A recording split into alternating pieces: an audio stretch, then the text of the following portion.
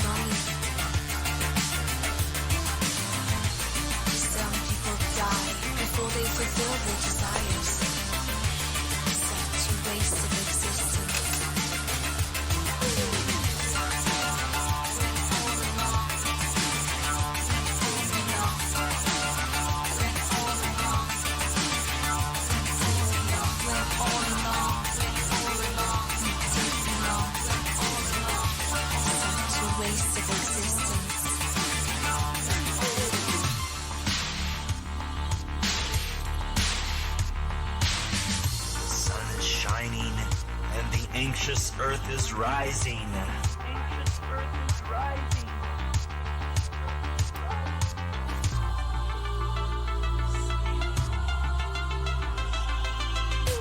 I'm so happy. We spend our life searching for the sense of belonging. Some people die before they fulfill their desires. Such a waste of existence.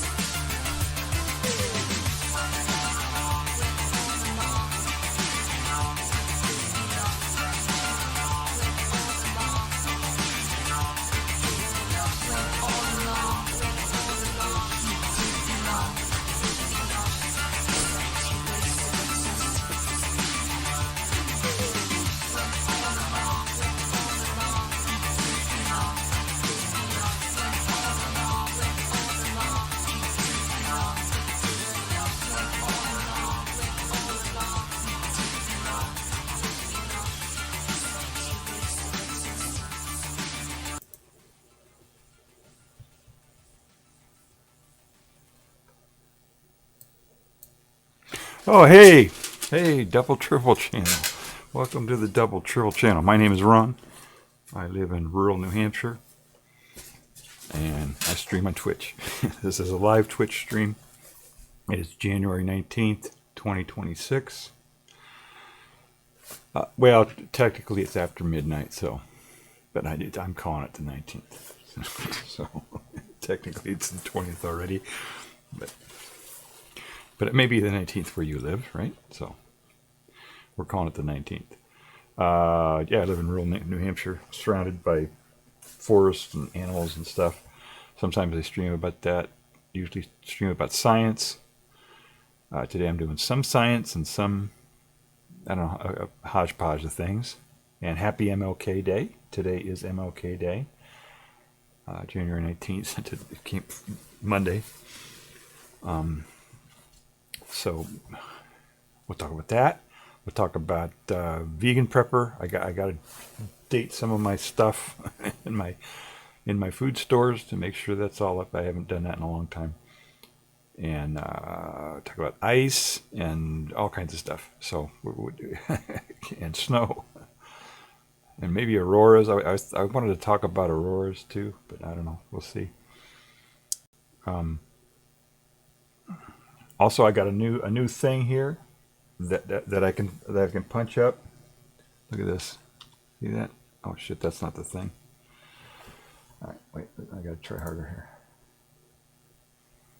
All right, here we go. There we go. So when the ads play, I'll pop that up.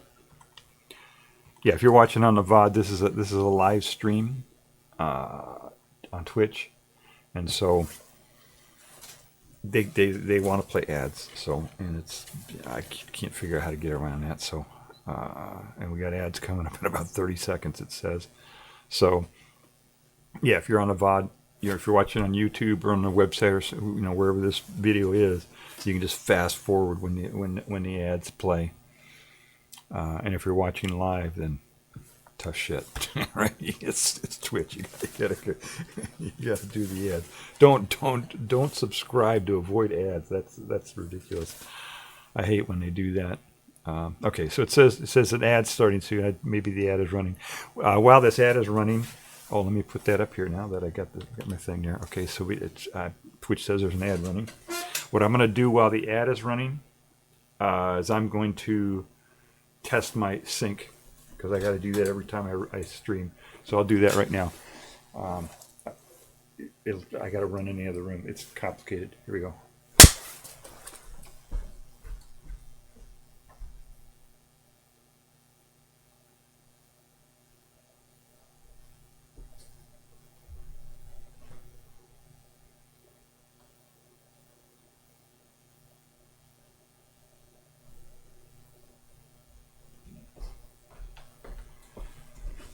All right, I think that sounded pretty good. I'm going to try again.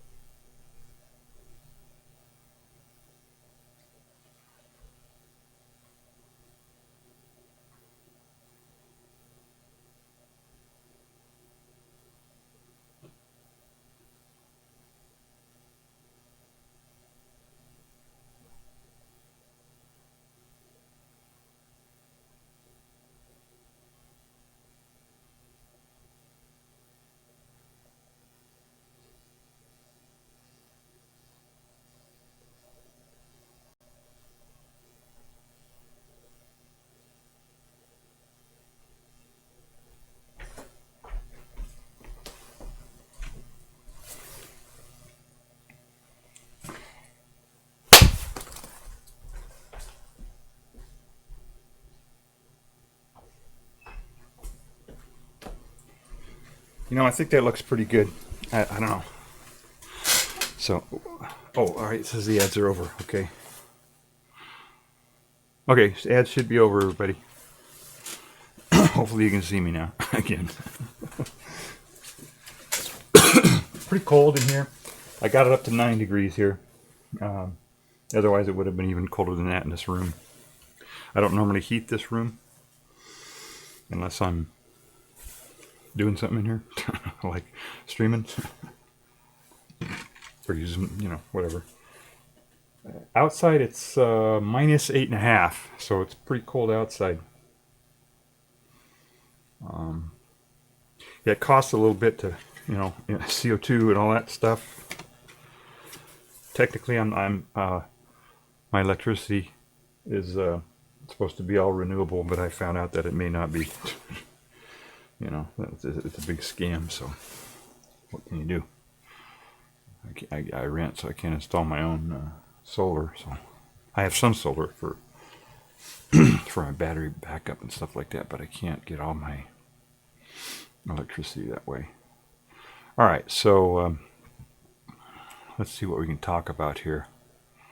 All right, let's talk about Martin Luther King. He did a march on Washington. Let's see if I can bring that up here.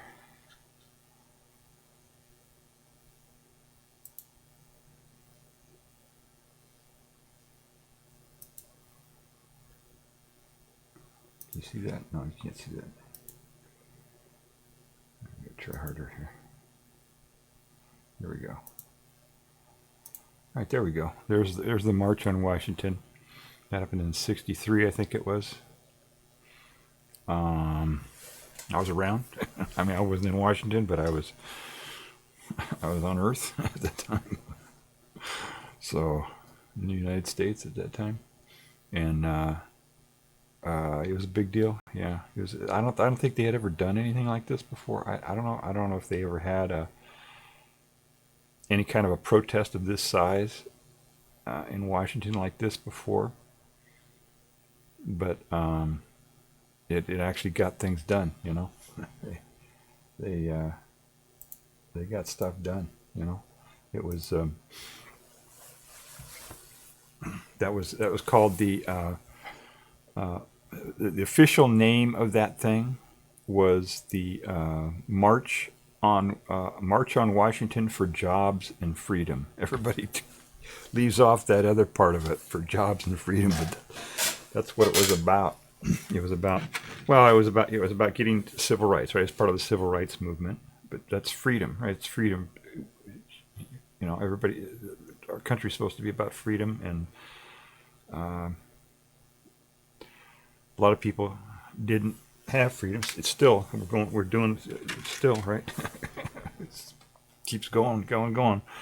But it's try to have freedom. That's what everybody is striving for. Well, most people, unless people who are power hungry or not, but don't want freedom. They want power. But most people want freedom.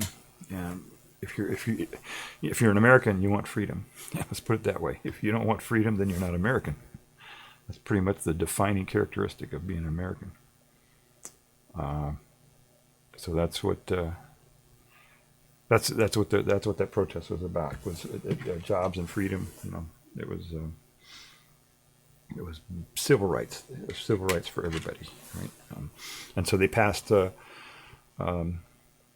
Civil Rights Act after that, which in 1964, and that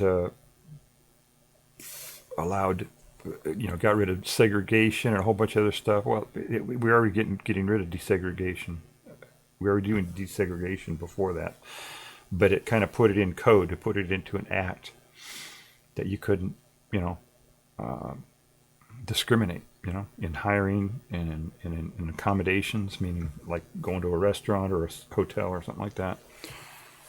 And then the Voting Rights Act of 1965 came after that, and that was supposed to get rid of, or largely got rid of, Jim Crow stuff that was still around. So in many places. So that's what it was about. And he was his main deal was he was a pastor. He's a reverend, right? Reverend Martin Luther King. So he's a religious thing. He when people call him Dr. Martin Luther King, he has a PhD in, what was it, religious studies or something like that. So that was his thing, and but he was a leader. He led a movement to make change. So that's why we celebrate him, and he did it in a way that was nonviolent, which that's why mainstream likes that, right?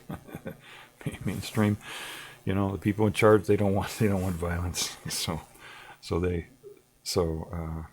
because the violence that will happen to them, right? So they don't want that, and so if somebody is doing a nonviolent thing, then they will promote that over people who are doing violent stuff, which is good. We should do things peacefully if we can. And but then there was still violence, right? He got killed, he got assassinated. Kennedy got assassinated. 2 Kennedys got assassinated through the whole arc there. So yeah, it was a pretty tough time, and so we're kind of doing that right now too, right? We're going through this whole thing again. This time it's for really everybody, right? They're killing citizens now, so it's kind of important. Freedom is important, and yeah, if you're an elected official and you're watching this, get some balls, get the job done, all right. Let me see if there's anything else in here that we could mention. Oh, right, the speech. Of course, you've heard of the speech, right? I Have a Dream speech, and it was a very famous speech. If you haven't read it, I suggest you read it, the whole thing, because there's a lot of stuff in there that kind of talks about historical things that, as you're reading it, you say, well, what's that about? And then you can, Google or whatever, or go to Wikipedia or something and figure out some things that maybe that people don't talk about too much,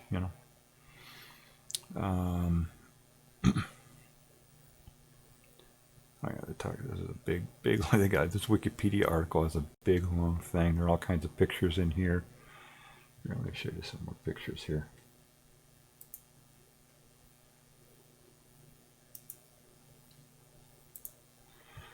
This Wikipedia article we got. I don't know where this was. This is the Merchant Washington, yeah. Jobs for all. See, They wanted equal rights in hiring and accommodation, employment and everything, and to vote, of course.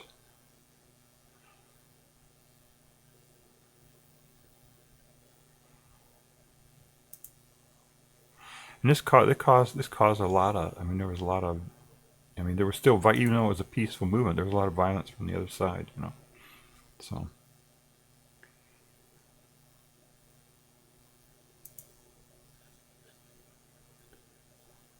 It was a difficult time for the U.S., but it got some stuff done, right?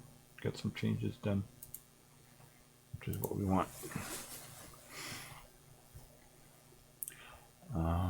Let's see where I'm at on ads here. Okay, we've got 7 minutes, it says, until I get ads again. So yeah, and then they, the Supreme Court actually backslid a little bit and took away some of the provisions of the Civil Rights Act, which is just totally bizarre because courts aren't supposed to do that. Courts aren't supposed to make law. They've got a decision that they made, and they're leaking it out to their buddies now so they can trade on it and make money off the stock market. And they haven't announced it yet what the decision, what their opinion was on the tariff case, because that's going to affect a lot of, it's going to affect commerce and everything like that.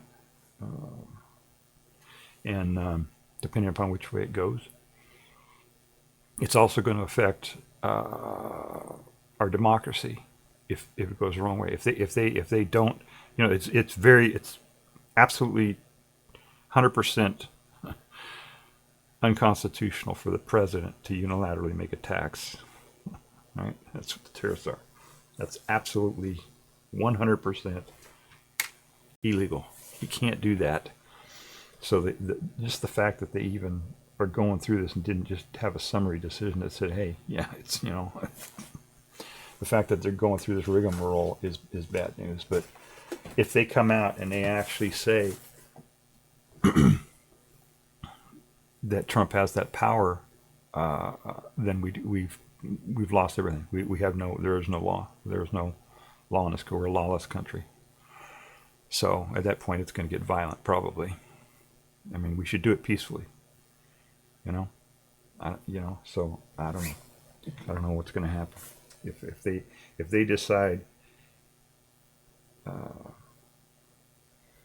that Trump is basically a dictator and he has absolute power like that. That's what that decision would do if they say that the tariffs are legal. Then we got to take it down one way or another.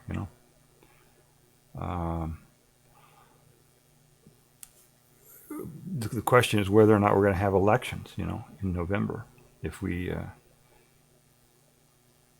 because that's how we got to do it, right? Peacefully. That's how you got to do it. We got to get rid of everybody we can in Congress. We should change it, both sides. Okay, I'm independent. To me, the D or R next to their name is meaningless to me. It doesn't make any difference. So we got to just vote. Don't vote for the incumbent. Register right now. If had they passed this, or they did this thing which made it,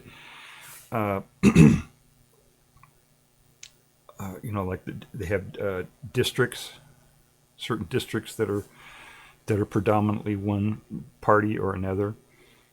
So and in states that are one party or another, but the districts are for the Congress people, in the House of Representatives. So if you're in a state, and you got to do a little research here. If you don't vote a lot or don't understand stuff, you got to figure out if you're in a red state or a blue state, and or what they call a state that flips, or it can go either way. You need to figure out, and then also figure out your district. Is your district, Republican or Democrat?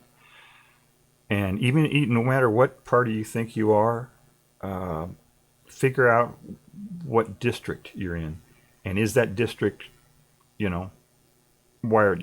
Have they fixed it to be Republican or Democrat? And whatever they fixed it for, register for that party. Even if you're not, like suppose you're a Democrat and you live in one of these places in a state or in a district that is Republican, and they always vote in Republicans all the time. Then go in right now and change your registration to Republican. Even though you're a Democrat, change your registration to Republican. And then when it comes up to the make sure you vote in the primary. And when you vote in the primary, vote against whoever is in office right now. Vote, whoever. And if they don't, a lot of places they don't run candidates against them. And if they do that, then write in somebody's or run yourself. Go figure out how to run for office yourself. Go to it takes a little bit of money and an effort and stuff like that, but you could do that. And just whoever the incumbent is, vote against them in the primary. And then, of course, in the general, you can vote for either one, right? It's the reason you vote, the reason you register for one party or another is for the primary. Here in New Hampshire, we can, if you're independent, you can vote for either one. What happens is when we go in to vote on primary, not the presidential primary, but just the ordinary primaries for congressional offices and stuff. If you're independent, when you go in the day of voting, you say which one you want to vote in. If you want to vote in the Republican primary or the Democratic primary, and then and technically they register you on the day, right then and there for that party. Then you vote, and then after you vote, then they change your registration back to independent. Technically, that's what happens. So I've been all kinds of different parties here. I'm independent, so when I go in, I'm switching to whatever party they're for, to vote. So it's kind of funny the way they do it. But however it is, you just vote. You vote in the primary, whoever the incumbent is for your place. We got ads coming up here again, so all right. So we got to do that here. Another few seconds here, but figure out who your incumbent is. Find out what party they are. Register for that party, and figure out when the primary is, and vote in the primary against that whoever's in office. All right, we got ads running here, so I gotta turn this on here.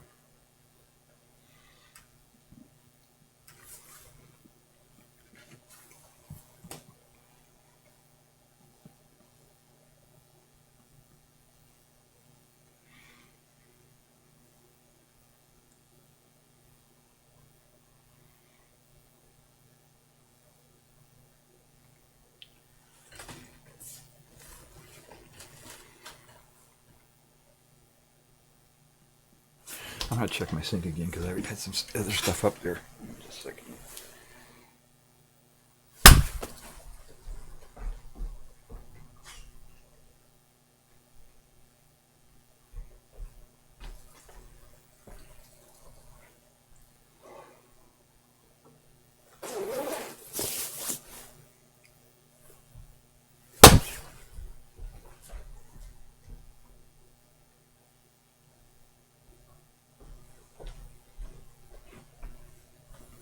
All right, well, it's holding up, I guess, so don't worry about it.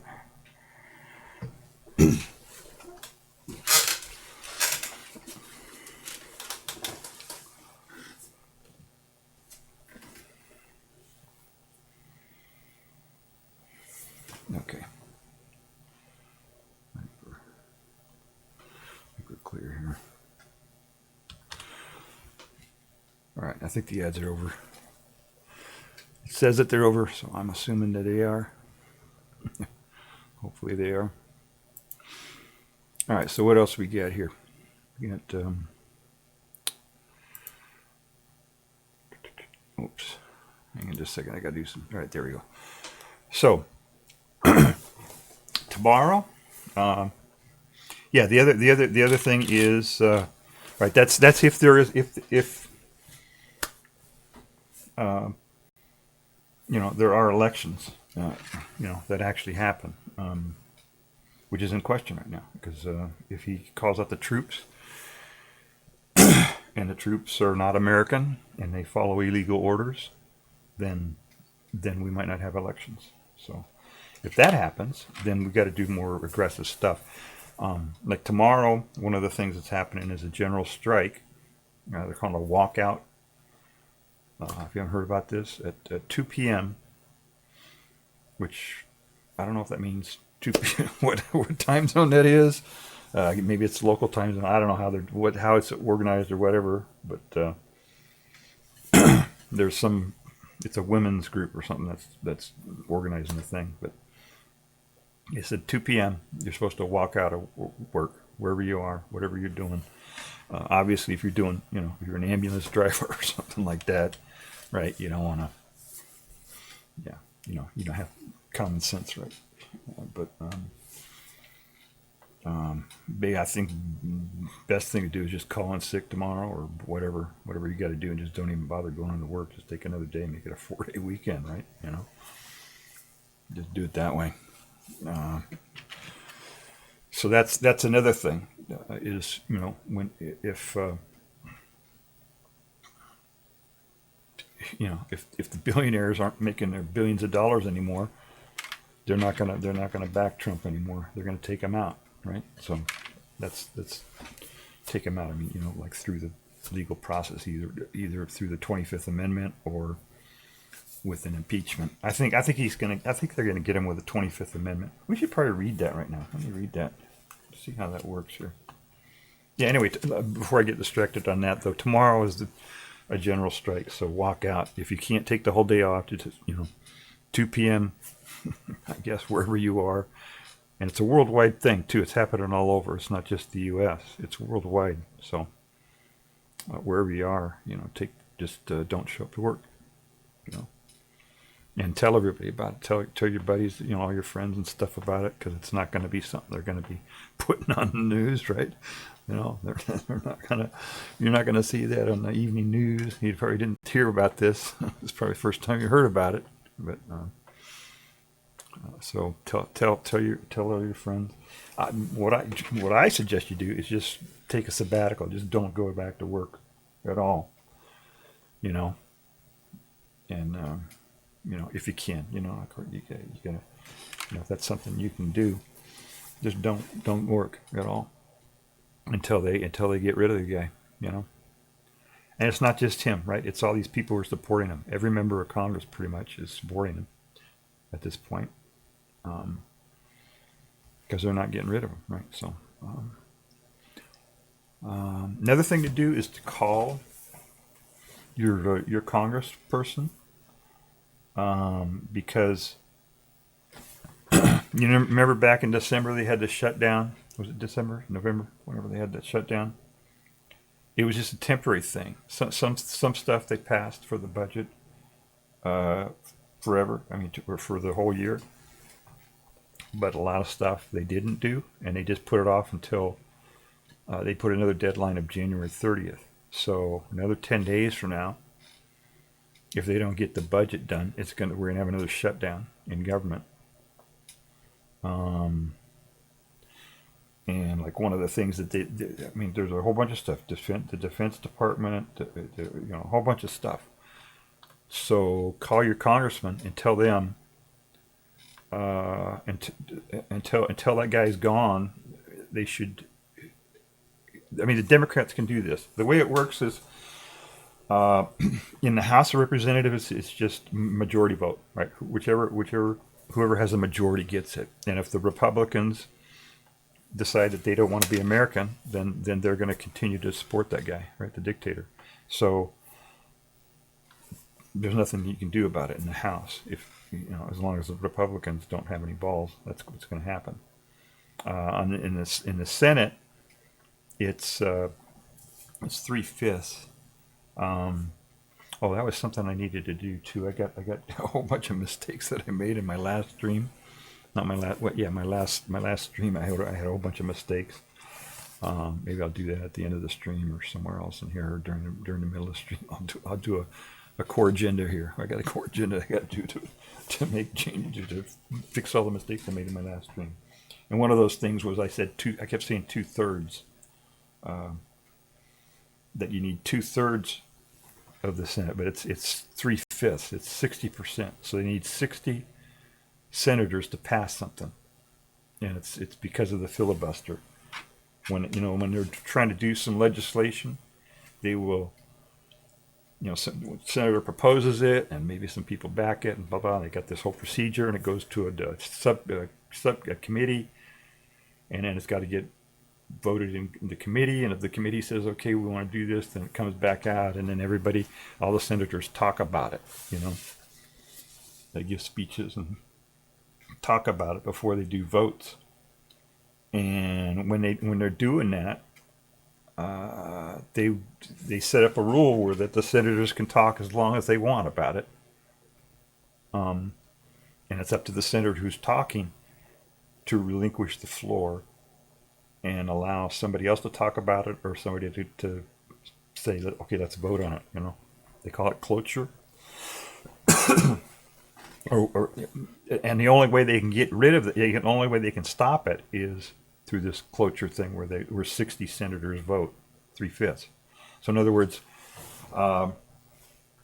let's say they want to let's say a senator does not want to go to war in Venezuela. They don't want war in Venezuela. They don't want war in Greenland. So the senator says, what the senator does is they propose an authorization for the use of military force, AUMF. And what that is it's a resolution from Congress that says, they call it a joint resolution because it's both houses, that would say, yes, we authorize you, President, to go to war in Venezuela and Greenland or whatever. All right. And then when that senator introduces that legislation, it would go through the process, and eventually it would get to where the senators are talking about it before they're going to vote on it. And then at that time, whoever does not want to go to war with Venezuela and Greenland would do a filibuster. And it used to be that the senators would have to stand there and talk, right?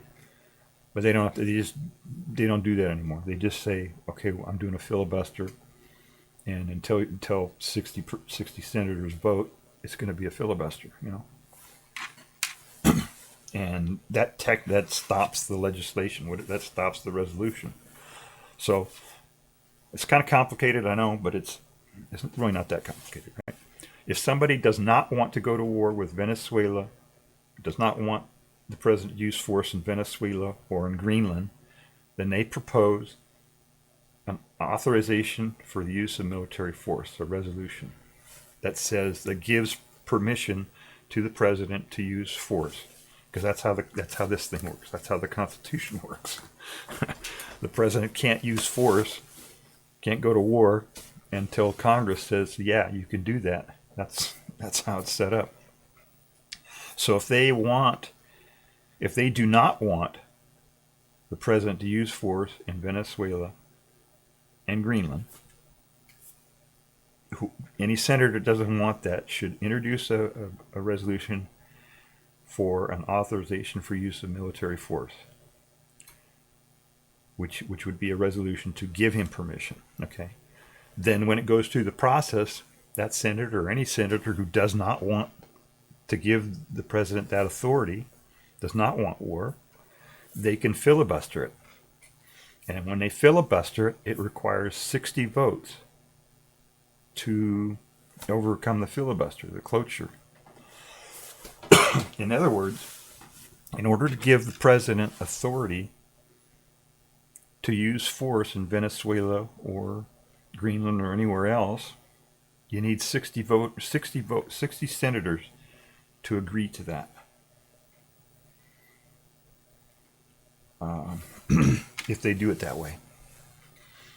So if Rand Paul or Bernie Sanders or any of the other ones do not want war, that's what they need to do. They need to present an authorization for the use of military force to use force in Venezuela and Greenland and Ukraine and anywhere else that they don't want war. Introduce that as an authorization for use of military force. And like this, what's his name? Klein? What's the name of the senator who introduced Resolution 98? Resolution 98 was one that they introduced, and what they did instead of doing it the way I just said it, which would require 60 votes in the Senate to have it happen, what they did is they introduced one that said, we don't want the president to use force. But that's how it works. The Constitution says that Congress has to give permission to the president to use force, to go to war. And what they did instead, Bernie Sanders and all the rest of these guys, Tim Kaine, that was his name, Tim Kaine, was the guy who actually proposed it. It said, we want to prohibit the use of force in Venezuela. Well, okay, you can, if you say it that way, then you don't need 60 votes. All you need is 40, in fact, right? You could shoot it down with 40 votes. So the way they did it, 40 senators could allow the president to go to war. The way they did it. So if they don't want him to go to Greenland, and this whole thing with Greenland, for those of you who don't know, Greenland is part of NATO, and it's part of Denmark, right, in Europe. So what would happen is they're an ally. Okay, Greenland is an ally of the U.S. Denmark is an ally of the U.S. They're part of NATO. So if the president, and he's already doing this, right? He's already waging war. He's doing hybrid warfare right now in Greenland.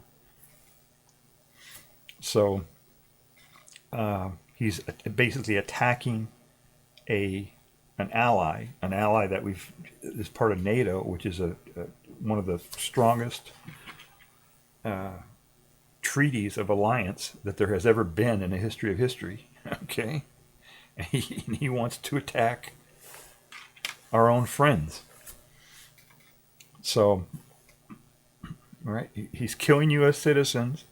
He wants to attack our allies. Okay, wake up, right?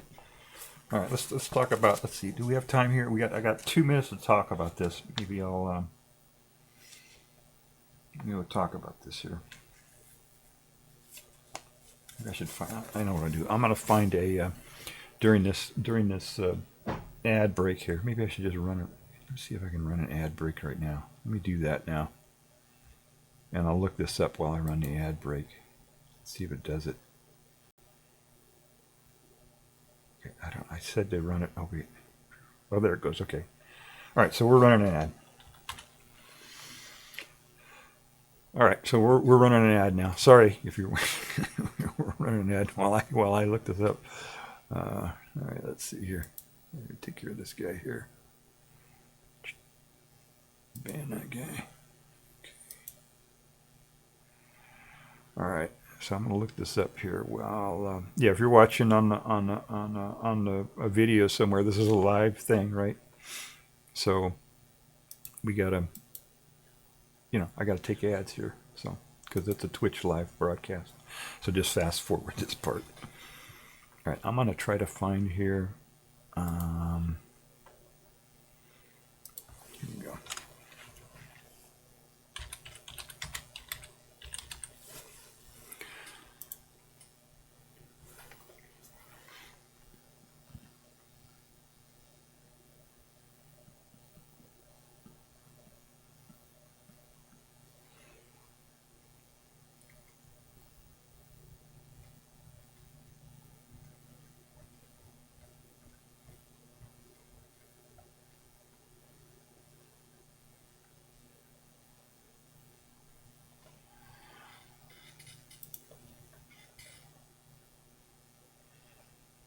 Okay, all right, I think the ads are over. All right, so what I wanted to do here, what I wanted to show here, let me put this over here.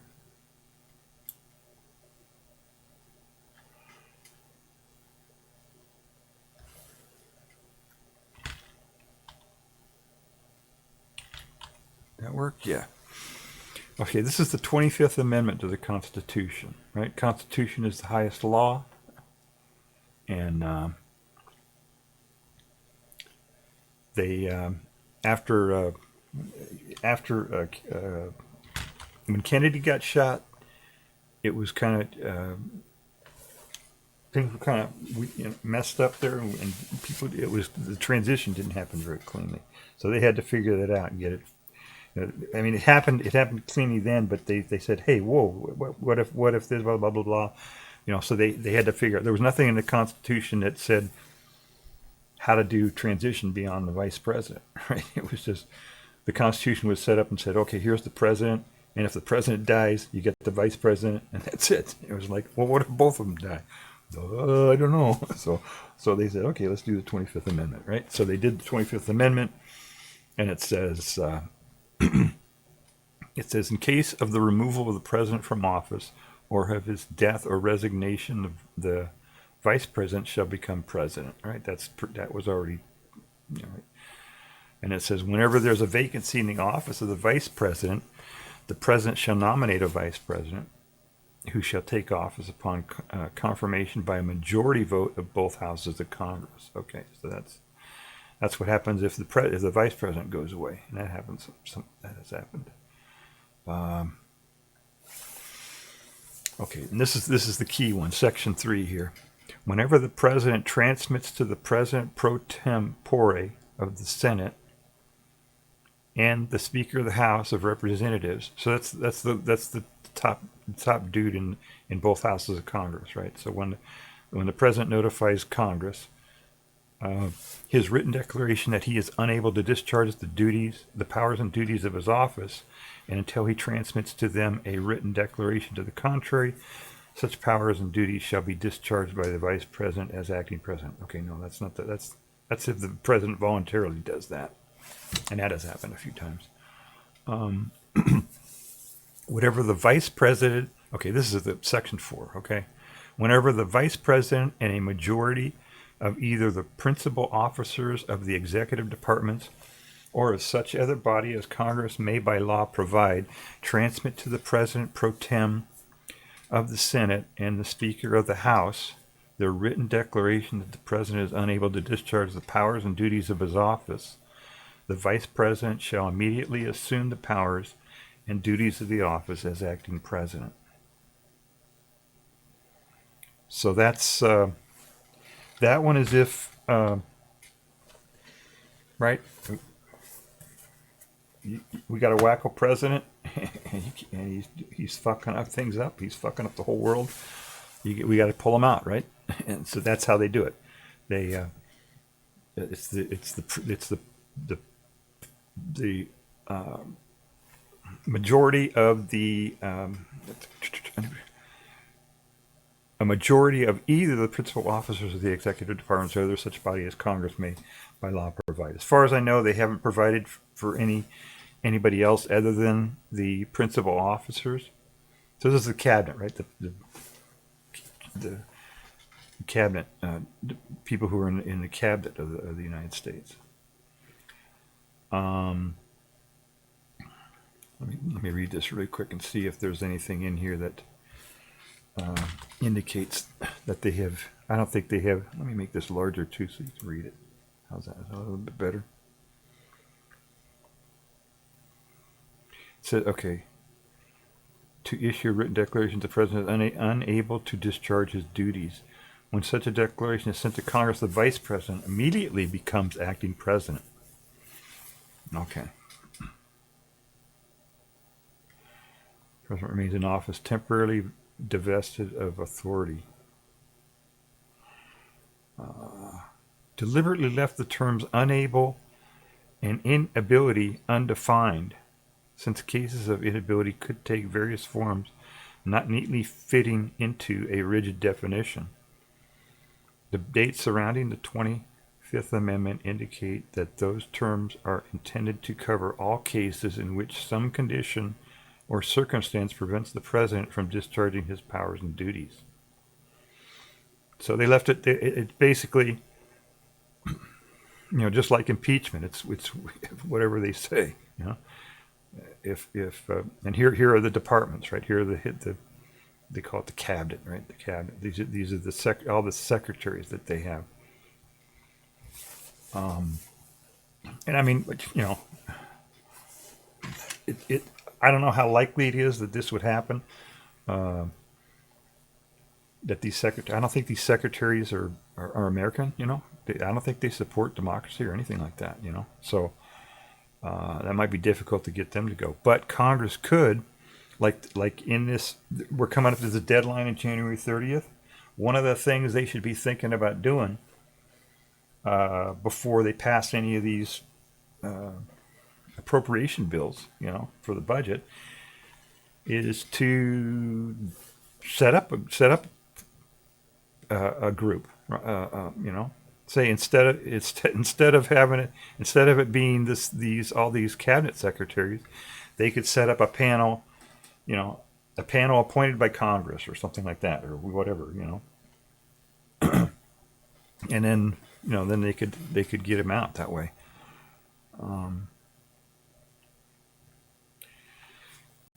Let's see. Okay, if the president subsequently issues a declaration claiming to be able, then a 4-day period begins during which the vice president remains acting president. If by the end of this period the vice president and a majority of the principal officers have not issued a second declaration of the president's inability, the president resumes his powers and duties. Okay. But if they issue a second declaration within the 4 days, then the vice president remains acting president while Congress considers the matter. Then if within 21 days the Senate and House determine, each by 2/3 vote, that the president is unable, then the vice president continues to act as acting president. So it's still going to require 2/3.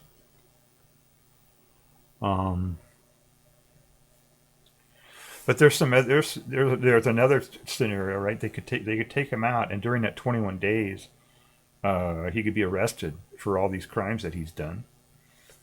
That's another possibility, because the Supreme Court said that the president can't be prosecuted while he is president. But if they take him out, then they got 21 days. They can arrest him and charge him and do all kinds of stuff, and do that. That's another way to get out of this mess. But the impeachment process is just too theatrical, and it's too, it's going to require 2/3 either way. Actually, the impeachment only requires a majority in the House, so actually the threshold is a little bit lower on that process, but it just takes time to do all that. And he could fire the nukes or something, in that amount of time. It's got to be something pretty quick to take him out, so he can't do a lot of damage. Although I guess they should probably be. I'm sure right now they're in contact with all the people in military and stuff like that to make sure that they're not that they support the Constitution. Make sure that people, the major players in the military, support the Constitution and are not going to let him do something like that. If he just got angry and said, "Oh, we're going to nuke Greenland" or something, I'm pretty sure. The generals and the folks who are running the triad and all that are going to say, "Hey, sorry, no, we're not going to do that. We're not going to kill a bunch of people because you're angry or whatever, because you're a psycho or whatever it is." So that's some ways that it can happen. 25th Amendment is it has a higher threshold. But I'm sure there's a lot of discussion going on right now with members of Congress and the billionaires and all the foreign leaders are probably talking to Congress right now and saying, okay, let's get this done. It's time. So anyway, and then meanwhile, right? What can we do? We go on strike. That's about all we can do until election day. Election day is coming, and we got primaries coming up. What is it? Some of them are as early as March, I think. We got primaries as early as March or whatever. So, so that's probably what's going to happen. We'll have major leaders across the globe. Our allies and stuff like that are going to be talking to folks. And Marco Rubio, I don't know where his loyalties lie. I don't think he's. I mean, I don't know. We'll see. Right? He's kind of a key player here in this thing right now. I actually met him once. I met Marco Rubio once. Talked to him a little bit. I forget what I talked to him about, but he's very personable. He's got the charisma. He's got that whatever. So, but he was very much a pro Constitution and all this kind of stuff. But of course, later on, I kind of figured out that no, they don't. You can't go by what they say. So I don't know where he's coming from. I don't know if he's an American or not. So at this point, so we'll see. But he's kind of like a key player in this because he's the one who's talking to the foreign leaders, and the foreign leaders are probably telling him right now, hey, you got to get rid of this guy. Right? Let's get this done. So we'll see what happens.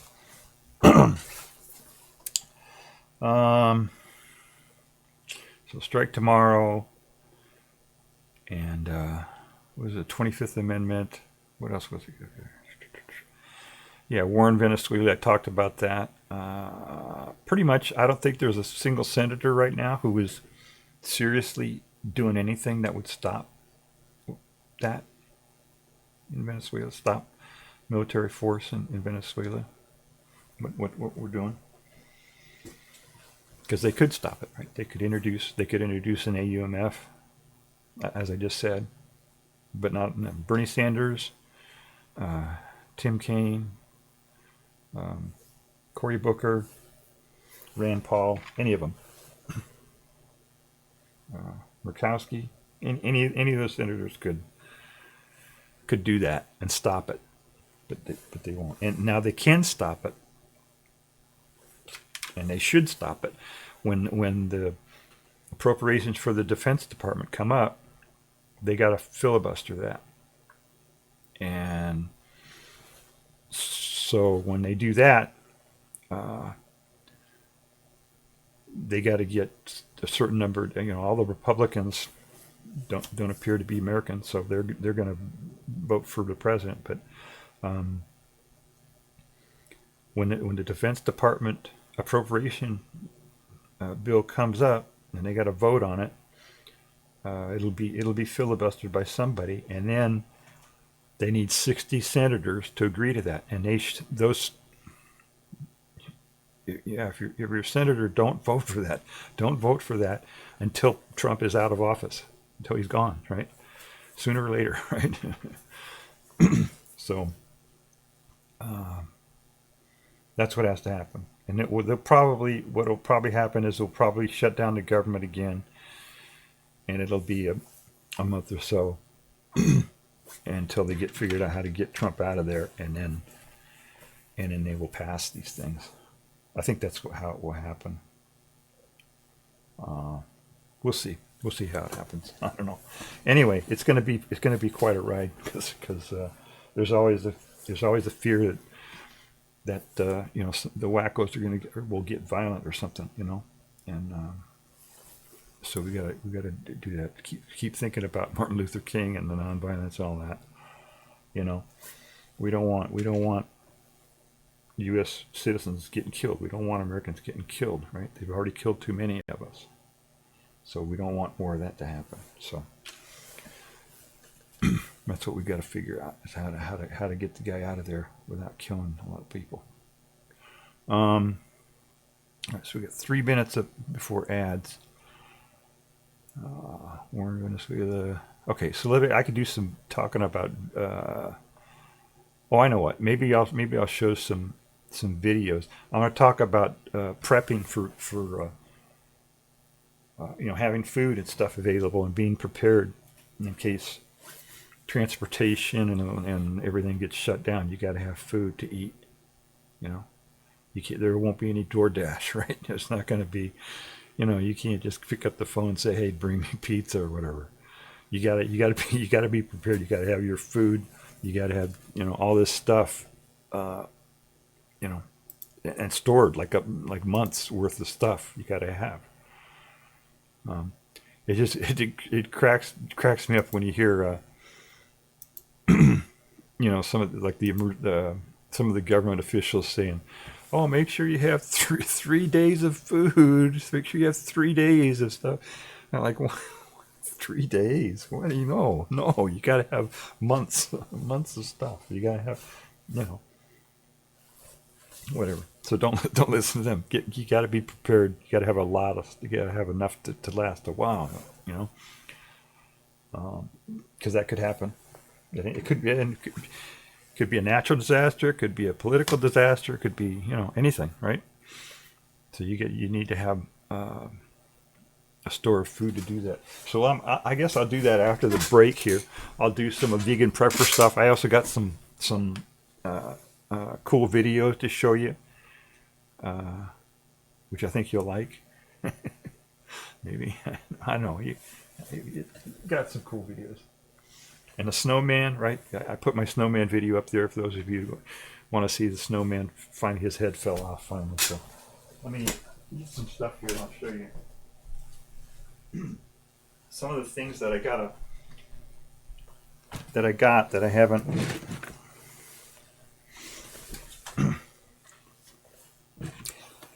What I do is I try to find the expiration date on here, and then write it bigger on here somewhere, so it's a lot easier for me to keep track of stuff. I haven't been doing that in a long time, so I got a few things here that I gotta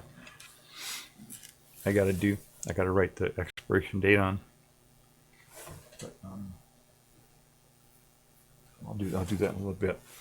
And also after the break, I will play some videos that. About the weather, about some of the snow and ice and stuff that's going on around here. We had a really wacko weather here that caused some crazy conditions. I played some videos, I think, on my last stream. We had an ice storm, but some more stuff happened even after that. So, okay, so we got an ad coming up here. I got a thing here to do that. And do this. All right, because we got the ads playing. All right, I don't know if they started yet, but they're going to start any second. So we'll be back in how long?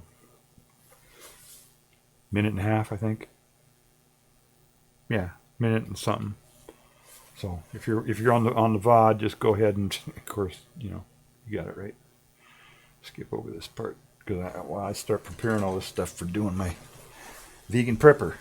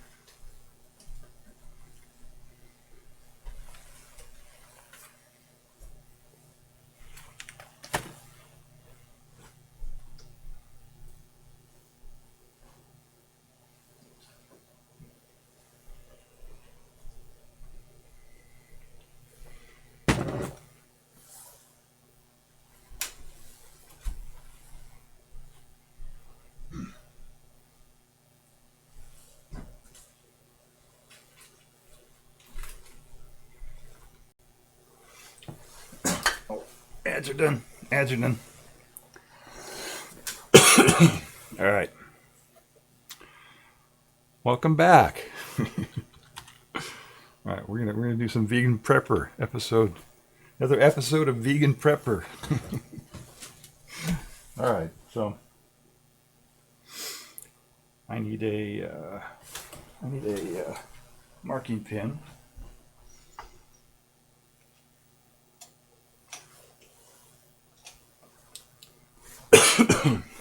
All right, got him out of shape just walking around the room there. Just get me.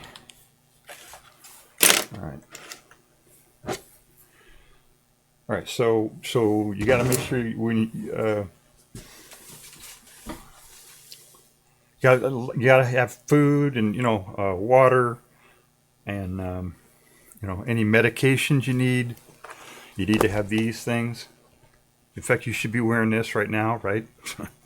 Wherever you are, wear your N95 mask when you go in public. But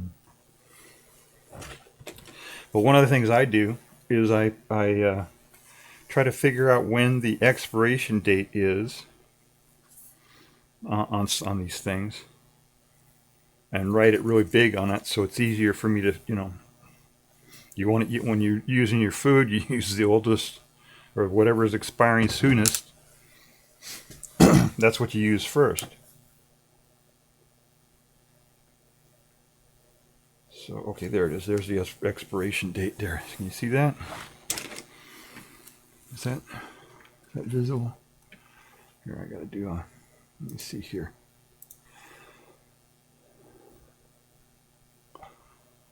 Focus. There we go. You read that? There we go. What does that say? Best by... Shit, I can't even see that.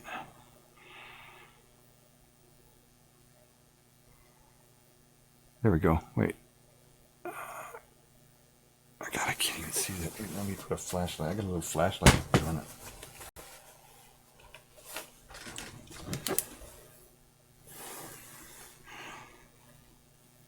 Can you read that? No, you still can't read it, can you?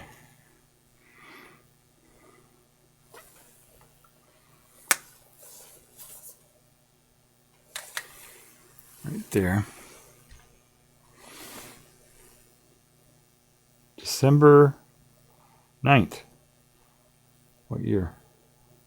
26. December 9th of 26. Okay. Or maybe that's 8th. Whatever. So see how hard that was? Wait, let me get focused here again. See what a pain in the ass that was? Now, if you're in the middle of emergency and the lights are out and you're kind of in survival mode or whatever, you don't want to have to do what I just went through there to figure out what the expiration date of something is when you're digging through all your stuff that you got. So that's why I do it ahead of time. So what was that? December. So I'll write on here. I'll do it. I'll write the date this way. 2026. December 8th. I think it was 8. I don't think it was 9. I think it was 8. So I just write it on there like that. That's a lot easier. It's a lot easier to find and see and stuff. So we did that. Now let me do another one here. This one should have the same date. It's the same thing, and I bought it around the same time. But maybe it is a different date. Oh, it's a different... The typing is even different. Look at this. It's the same damn product, but they got the date on here is written in smaller print. Just what we need, right? Smaller print. God damn. All right, let's see. All right, can we see that? Is that in focus? Used before. Shit, I can't see that. Can you read that? What does that say? April something 27. Or is that August? God damn, they made see the print is even smaller on this one. Look at that. the small print here. Let's, all right, I'll get this zoomed in way in here.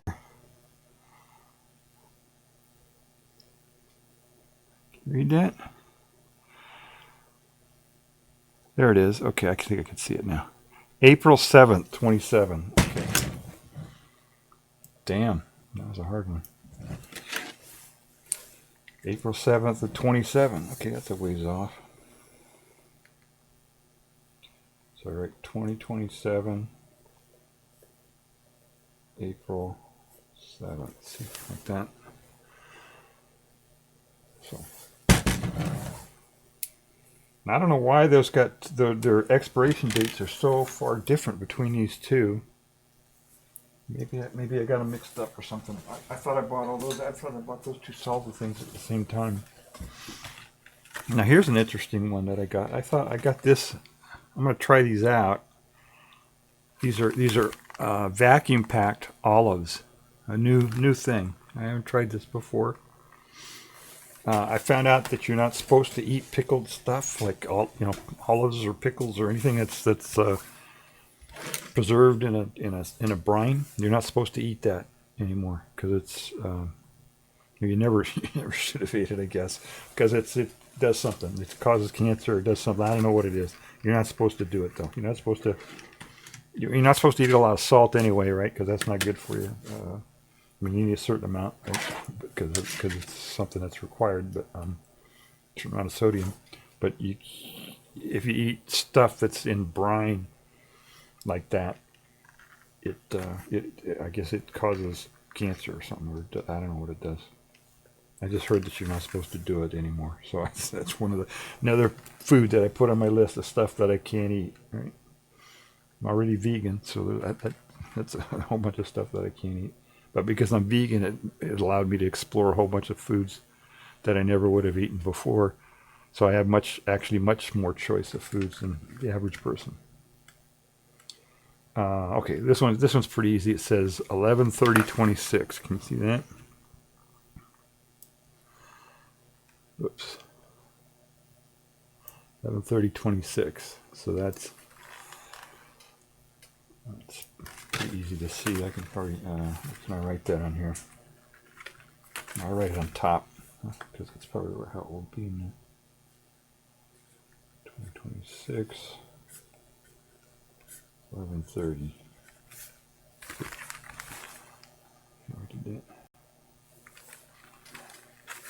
All right.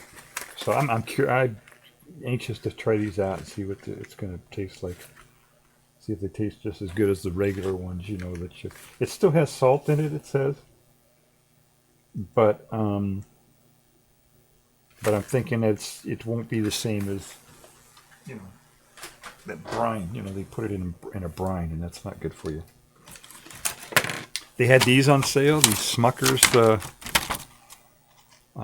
preserves. It was a pretty good price at this place. I already used one. I just wanted to try it, so I opened it up. Even though I didn't. All right, I can read this one without too much. It says August 22nd, 2027. You can probably see that. Can you see that?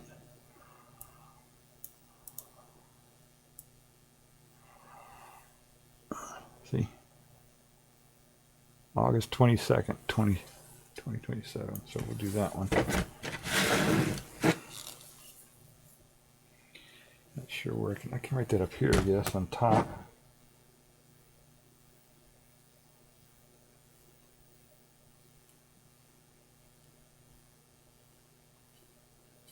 I don't know.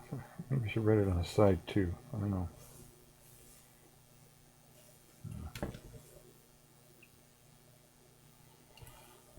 There we go. Sorry, I just wrote it on top. That's probably an easy way to do it. I'm sure I'm going to eat that before then anyway, because I like this stuff. This is, what was the guy's? It probably has all kinds of bad stuff in it. Here's the ingredients. The ingredients that it has.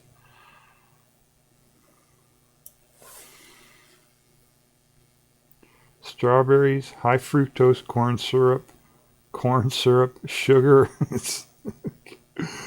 fruit pectin, citric acid. So it's basically sugar with a little bit of strawberries in it. That's what it is. It's sugar with some strawberries in it. All right.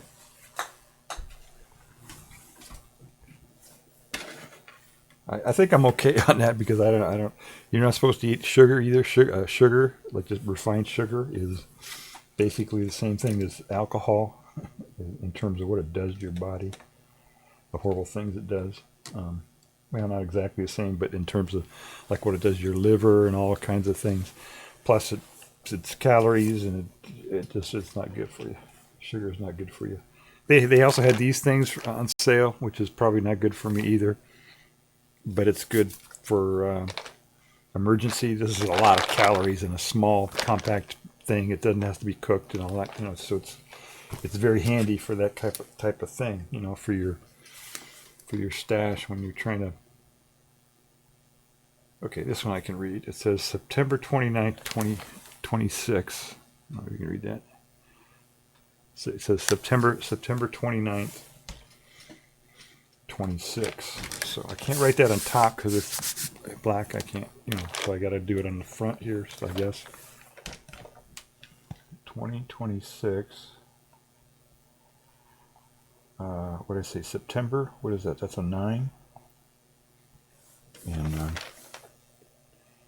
is that right? Yeah, September 29th, 26. Yeah, okay. So let me just write that on there. And that makes it pretty easy.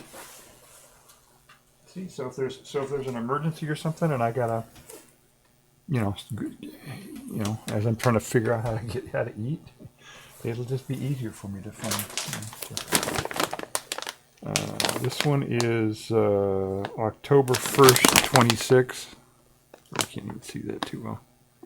So trust me, October 1st, 26. So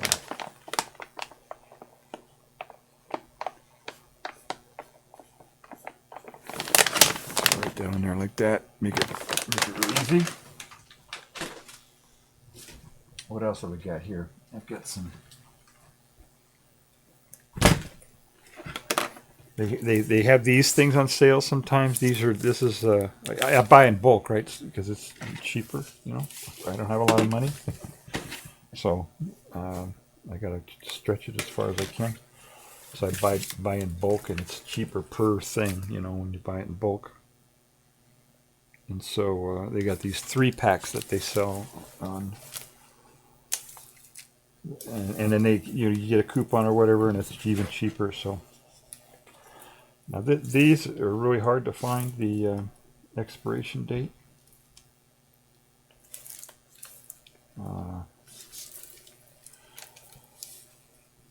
And I think they put I don't think they put the expiration date on the outside here. I think they put it on the actual thing.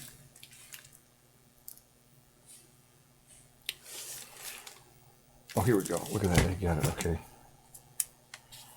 There it is. Okay, I got it here. It's on the lid. There it is. All right, so that's expiration date September 1st, 27. Okay.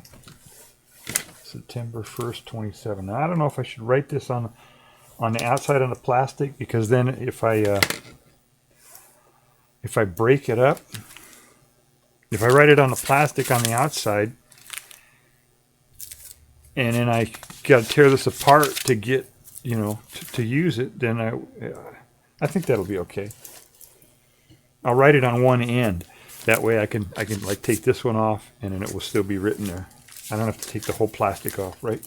I think I'll do it that way. All right, so September 20th. No, September 21st, 27.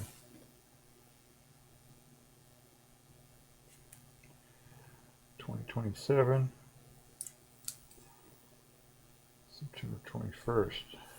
All right. So get that one on there. See that? So that way, maybe I should write it in 2 different places, just in case I get screwed up and tear this plastic off wrong.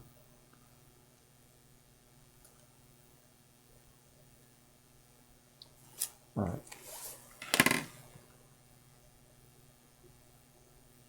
Oh, you know what? They have different expiration dates. Oh, Jesus. This one in the middle expires on September 1st. That's close enough, though. I don't think it's that big of a deal. So I'm not going to worry about that. That's kind of weird that they had different expiration dates on those things. I don't know how that happened. All right, I got a couple of these things. I got, because they were on sale, right? So when they're on sale, I buy them. All right, this one is August 2nd, and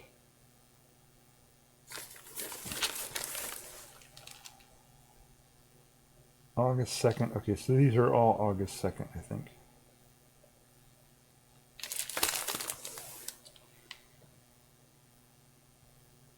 Yeah, these are all the same. They're all August 2nd, so that makes it easier.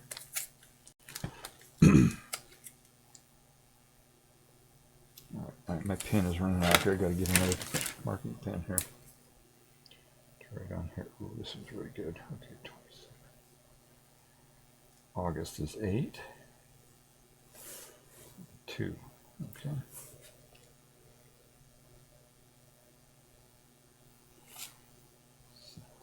Shit. August.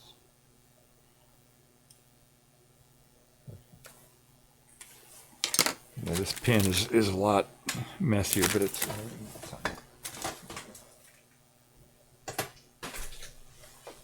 And I got one more, so I got a whole bunch of these. This one's a different brand. You know, they have different brands on sale, different days or whatever, you know. So whenever they're on sale, I get it. So this one says July. Wait a second. I think this is July 31st, 27. This one's July 8th. No, July 30th. 31. So one of them says 30 and one says 31. Let's see. Can you see that? July 30th, 27. What does this one say? July 31st. See, so they're different dates.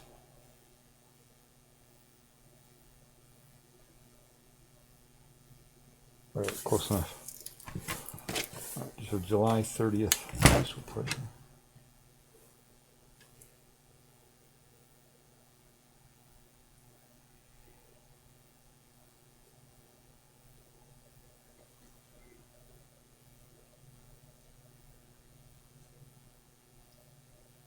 So you guys should all do this. You should do this preparation and do this whole thing like this,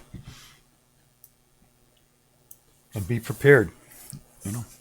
See, I put the date in there. It doesn't take that much time. Oh, we got an ad in progress. Oh shit! Oh, sorry about that. Oh, guess what? We got an ad. Never mind. It's already over. Sorry. All right, I blew through an ad. That's okay. Those of you watching on the VOD, you didn't have to wait for that ad. Those of you who are watching live, well, tough shit. You just watched an ad. All right, this one's pretty easy to read. It's got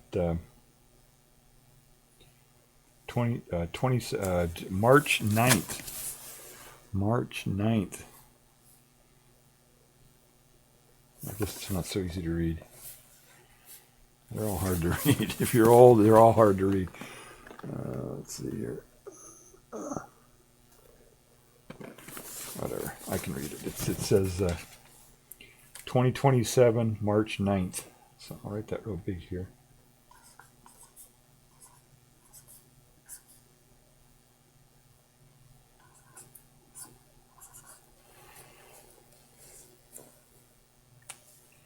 So these are raisins, right? Dried fruit. Dried fruit is perfect for this kind of stuff, right? And you can use it in, you know, I already had these, right? These dates. Dried pitted dates. Dried fruit. Very good. These, you know, they have an expiration date on them. but I noticed if I wait until that time, they get hard. It's not as good. It's better to eat them sooner. But, you know, technically, I guess you can. You know, it won't kill you. And most of these foods you can eat past the expiration date. You know, it's not like you got to throw them out. You know, if it goes past the expiration date, you can still eat them. It's just they might not taste as good, or they might, you know, like I said with those dates, you know, they might be a little more dried out or more whatever. But it's not like you get food poisoning or something. You know, it's just that it tastes better if it's, you know, if you eat it in time. Okay, this one I don't know where it is. This is a big bulk of pasta. That's another thing that's good for preparation. If you need to, you know, have food and stuff. Pasta is really easy to make. So I had the pasta sauce that we just did, right? And I got the pasta noodles and bulk, you know. And it's so simple. All you got to do is heat up the sauce and stick the pasta in water and heat that up, and you know, and you eat it. It's not that big of a deal.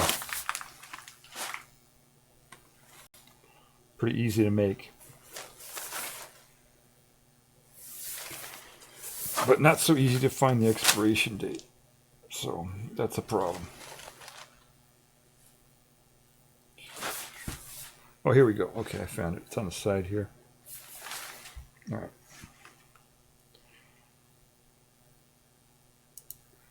Ready? I gotta get my thing back up here. Hang on. All right. There we go. You see that? Best of used by date. Whoops. There we go. Looks like December 1st, 27 to me. All right.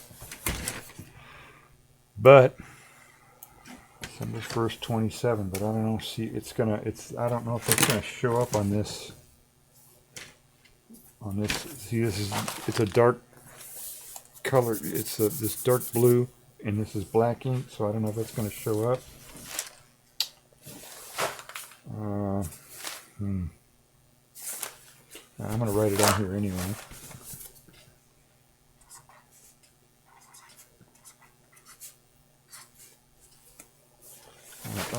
That's not even going to work.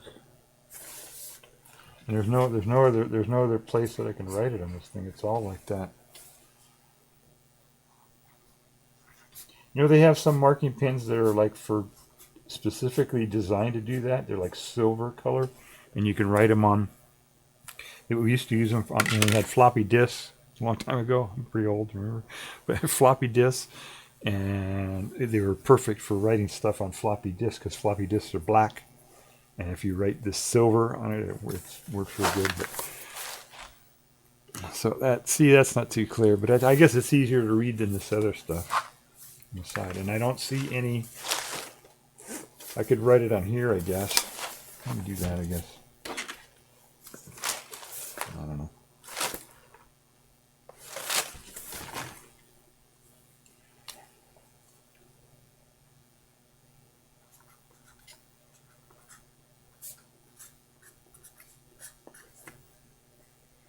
So that's not too good, but I don't like writing over the label because maybe sometimes I want to look at I want to read the label, but I think I can still make that out. But that's a little bit easier to read, isn't it? So, all right. What else we got? Got another one of these things. God, and I still have some pasta still in my. You know, from in store, you know, that I've been storing. So I got these two. Here's another big thing of pasta. So I'm all set. You know, I can go months and months and months. You know, if I want to, I'm just going to eat pasta, I guess. I don't know. This is June 1st, 28. Oh, this one's even more. All right, June 1st, 28. So 2028. June 1st. All right, and I'll write it on top too. See, I wrote it on there. Write it on here.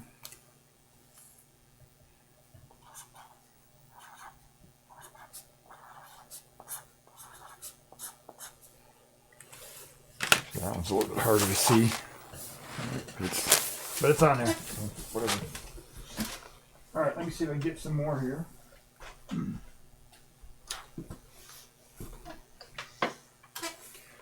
We still got, we got lots of time before the ads come.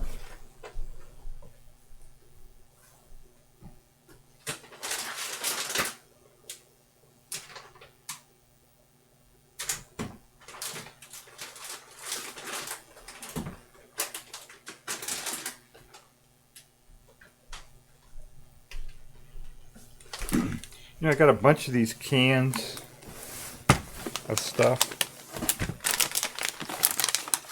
I don't think I'm going to write on each one of these. It's kind of a... This is September 1st, 27. I don't know if I want to write on every one of these. I've got a whole bunch of these cans. And, you know, canned food basically lasts forever, so I'm not going to worry about it. So I'm not that one. I'm not going to bother with because there's a whole bunch of cans I'd have to write on every single one of them. So I don't want to do that. This is already pretty damn boring, isn't it? This is just compelling content here. This one says May 31st, I think. All right, we got to zoom in again. Use the magnifying glass on this one again. See that? What that says?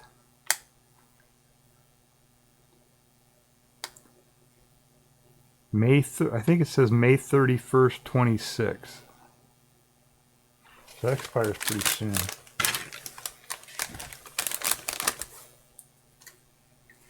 These are commie crackers. Yeah, commie crackers.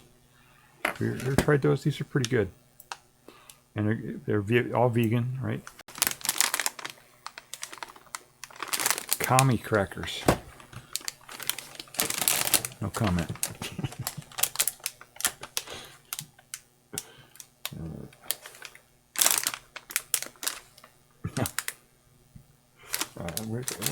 See, this is the only right. Okay, I think it's the right there.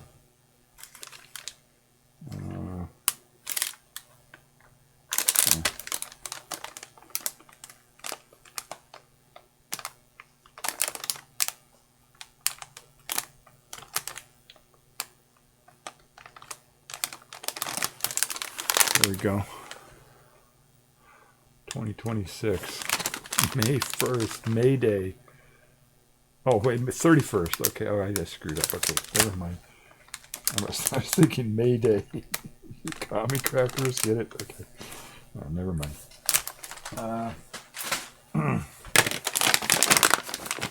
Let's see here. June 10th, 26. See that? June 10th, 26. No, you can't see that, can you? It's too I can see it. June 10th, 26.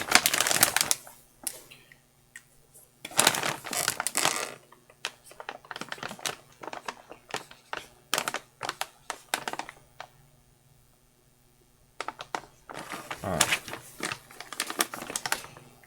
These are more dry. Oh, I got first time chatter. Sorry. It took me a second to get to your things here. Alien Ramirez 6. Not sure how to pronounce your name. I'll just call you Ramirez. If that's okay.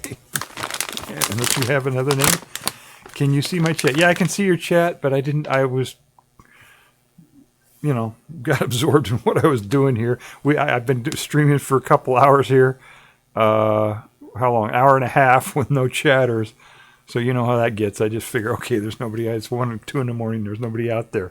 But thank you for coming to the stream. Welcome to chat. What we're doing here, you can look at the title of the stream. You can figure out there are a whole bunch of subjects that I was covering. One of them is called Vegan Prepper, which I do every once in a while. couple times a year, whatever, 2-3 times a year, I do an episode of Vegan Prepper. I'm a vegan, and I like to be prepared, so with Vegan Prepper, and what one of the steps that you do when you're doing preparing, food and stuff like that you need in case of an emergency, is to write the expiration dates on the food, which is what I'm doing. These are dried apricots again. These are really good for dried fruit. The thing is, these apricots are not completely dry, just like the dates, And when they get completely dry, then they're actually not as good. But they're really good. It's the kind of stuff that you it's good for you. Fruit. The apricots, they actually put sulfur in them. Let me see if they. Not all of them do it. Let's see. Yeah, they put sulfur in it. Sulfur dioxide. See that? Sulfur dioxide. Can you see that? It's one of the ingredients, and it's they don't. It's for color. They don't really need to do that. It's a gas. They make it. It's a gas. Sulfur dioxide is a gas, and so they put these fruit in a container or whatever, and they basically burn sulfur. Right? The sulfur combines with oxygen when you burn it, and it makes this gas called sulfur dioxide. And you set the fruit in there around that gas, and it reacts with it, or I don't know what it does with it.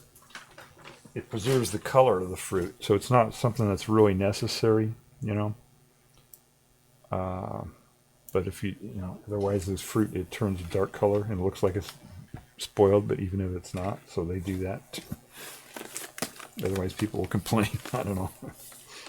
But I heard somewhere that might not be good for you, but I don't know. It's certainly not good for you to breathe in sulfur dioxide. I did that once accidentally. I don't recommend it. Don't do that. Let's see here. Find expiration date. Okay.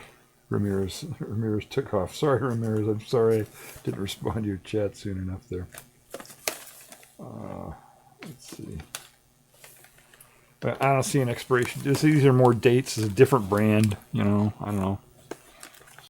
I think they all come from the same place. And they're like in one place. Oh, this comes from California. Okay. Are they grown in California? A product of USA, it says. Look at that. Okay. So I guess they're growing dates in Bakersfield here. Or wherever. Coachella. Is that near Bakersfield, I guess? Middle of California somewhere. Well, I don't see the date on this one. Anywhere. I don't see a date. Huh. So that's kind of a bummer. They were selling this in the produce section, so maybe they can get away without having to put a date on it. Now here's something that's written across here, maybe. But it's like, can you see that? Zoom in here. Is that a date? Maybe?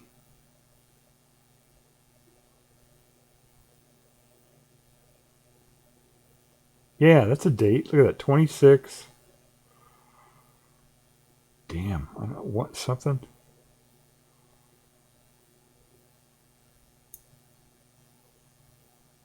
Tw 12/20/26, is that what it says?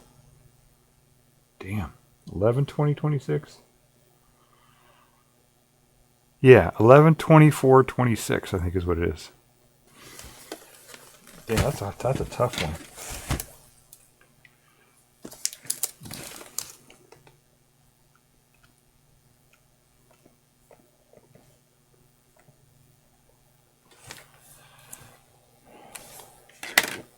Now I'm gonna check chat more often here. So there we go. November 24th, 26. So that's a few months away. Don't worry about that one. And that's it. I think that's it. I probably got some more somewhere, but let me check over here and make sure I don't have any more.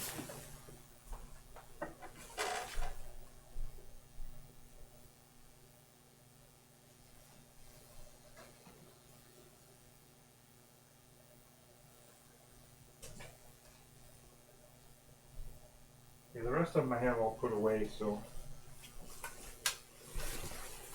hopefully I mark those up before I put them away. Sometimes I forget, but I don't know. All right, so there we go. Let's bring it into focus here. Get her stream in focus. Focus. All right, so that was Vegan Prepper, episode number 43. I don't know. Episode number 67. 67. All right. We got an ad in progress. Oh, let me turn my ad on. There we go. So we got an ad going. Did that light up? Yeah.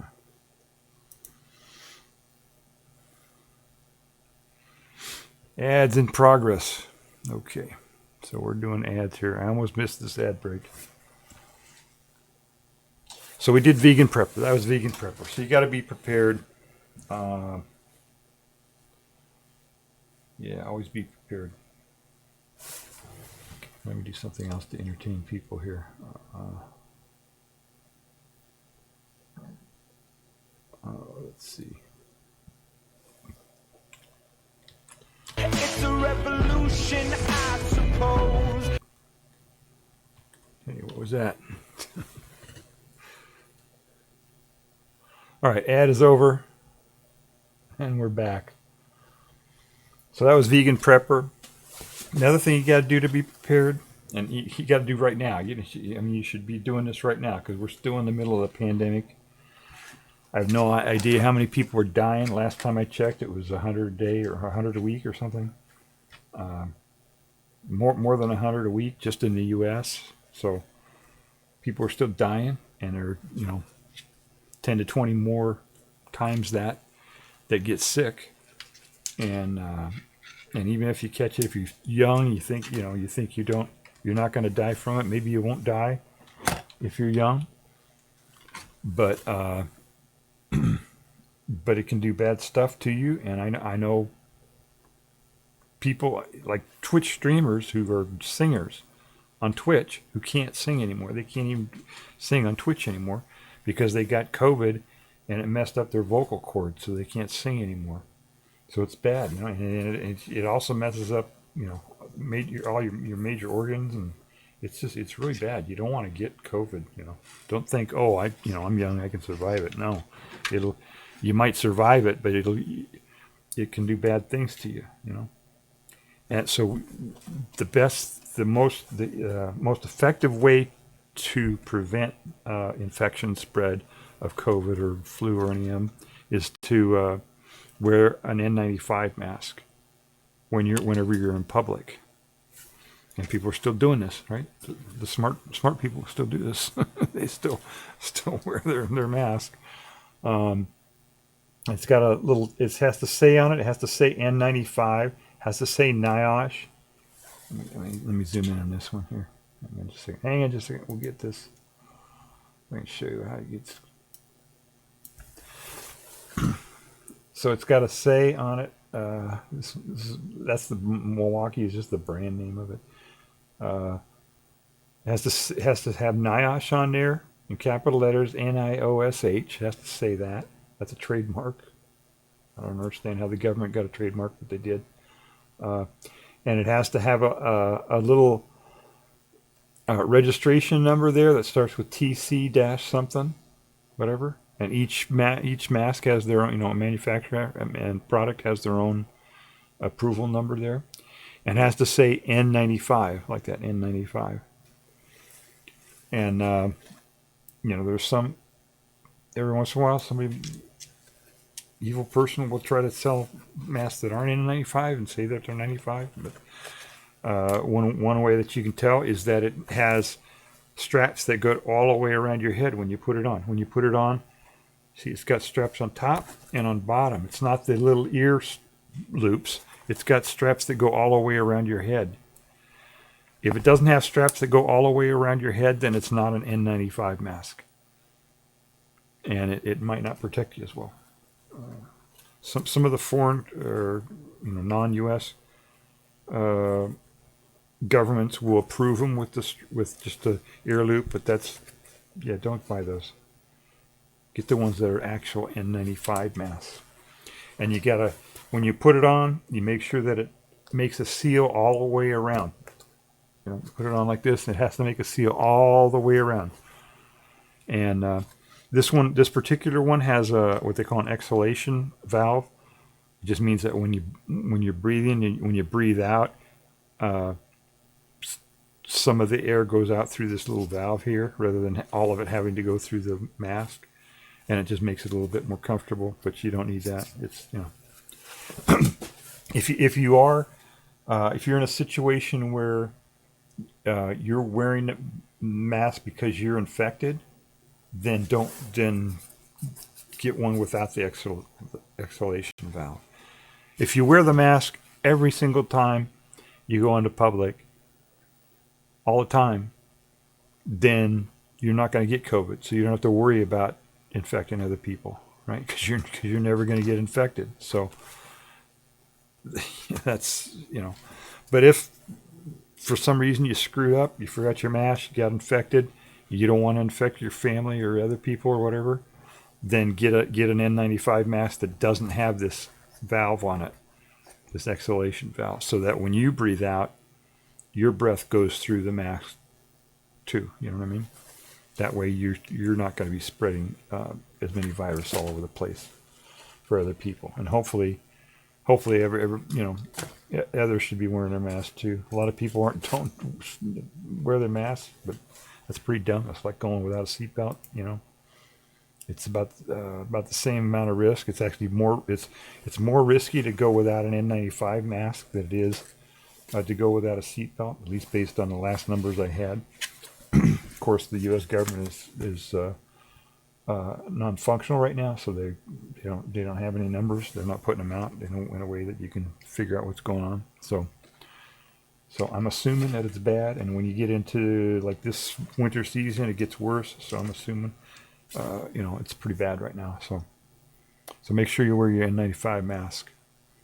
Let's see. I think that's it, right? You did the MLKday, vegan prepper. Oh, treacherous ice. Okay, let me show you some of my some videos that I did. All right, this is going to take me a second here to cue that up. All right. All right, you know about the snowman, right? We did the snowman. Let me show you the snowman here. All right. Can you see that? No, you can't see that. Of course you can't see that. Only I can see that. I got to do this to make you see that.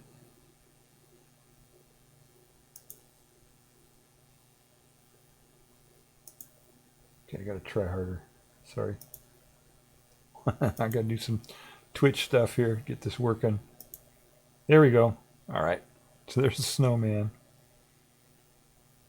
A while back, I did a stream where I made a snowman on air on Twitch stream, and then the snow, it got hot and the snowman started melting. We had some days here that were melted, and so we snowman started to melt, and so I put my camera out the window, this webcam here out the window. And this is what I saw. In the middle of the night, had a little visitor come up to the snowman. And I don't know what I guess he was eating stuff. I had little candy that I put up, but I put on the snowman for buttons. They all fell off by this point, but they were on the ground there. And I had some cabbage and just various things on there. And I guess this little possum came up and decided he wanted to eat all this stuff that had fallen down on the snowman, from the snowman.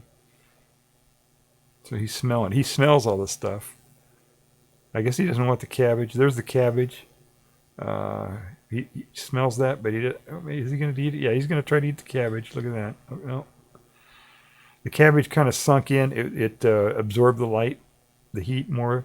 Oh, there he is. So he got him one of the mints. What he's eating there is one of the mints. So he likes that little chocolate mints. I hope possums can eat chocolate without too much trouble. I know a lot of little animals can't do that, but He's probably never had chocolate before. So he likes that. He's digging that out of the snow because it had melted and, you know, embedded itself into the snow.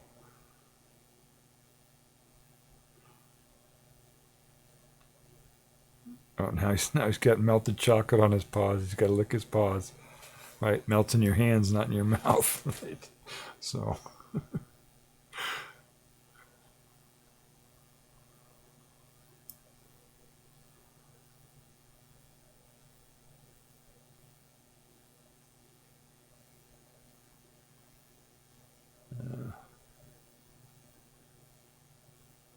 Just looking for some more stuff there. This is a long video. It's a 9-minute video or whatever, but that's okay. We can hear and watch them. This is actually the first time I've seen a live possum around here, around the house here.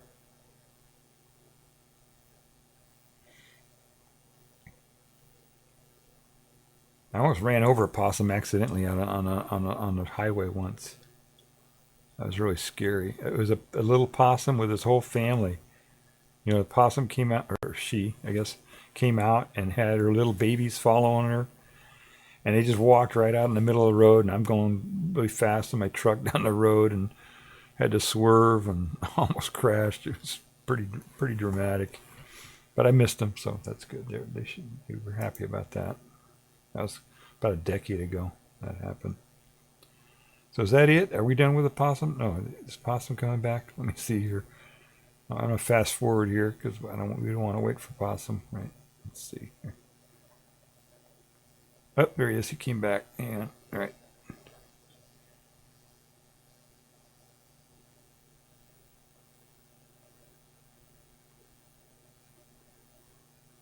There he is. All right. So you like that candy. I guess you wanted to see if you could find some more. Well, we found something. There he is. He found something there. Maybe that's some more, another piece of candy. It had, I put like 3 or 4 buttons on it, which were these little chocolate mitts, you know. So I guess he likes that.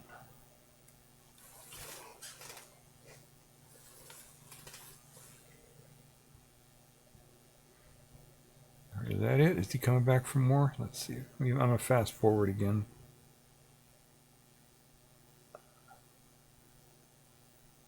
Oh, there he is. Okay, he came back.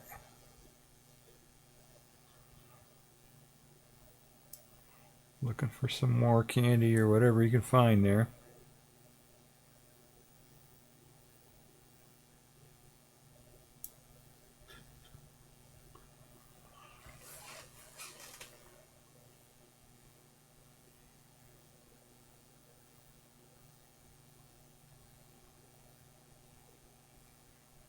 Now the snowman had a carrot nose, but I fed that to the donkeys. We got donkeys around here. If you've never seen this before, I got donkeys, and the snowman had a carrot nose, and I took his nose and fed it to the donkeys. So possum doesn't get carrots, but the possum gets chocolate mints. So.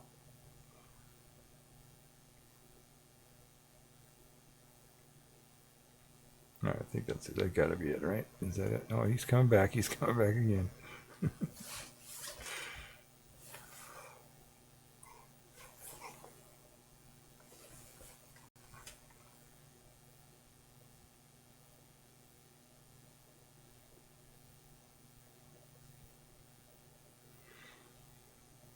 He's just going all over the place.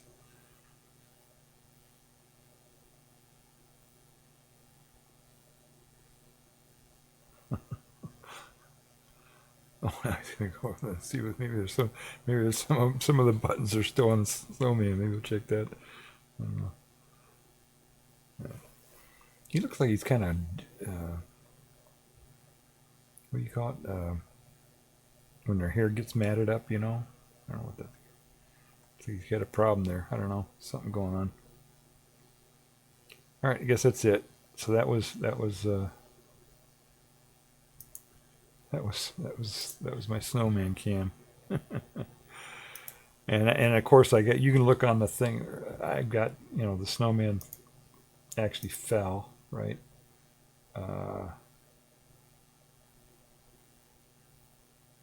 Yeah, the snowman fell. So now did my camera freeze on me? No, okay. No, I just froze. All right. All right, so there we had. So now here is. I'm going to try this in the high resolution. That's kind of cool. We had an ice storm, right? And I played that one on a previous stream. You can look that up. There was ice. They call it freezing rain. Where it rains. It gets warm enough that it rains, but you had cold weather the day before or whatever, and so it comes down and it hits the ground, and the ground is still cold and it freezes, and everything gets coated in ice. We had that. Then that melted away, and then we got a few dustings of snow, and then it warmed up again, what had happened with like a few days in a row, it would go above freezing and then below freezing and above freezing, below freezing, and it ended up melting the snow so that it was ice. And so that's what we had, was just ice all over the place, wherever there was snow, that melted and refroze like that. And so it was a big problem, Normally when that happens, right? But what a lot of people do is they take salt or sand and try to treat it. But I don't like to do that for environmental reasons and stuff. All right, we got an ad playing here, so when we come back, I'll show you all that, all the treacherous ice.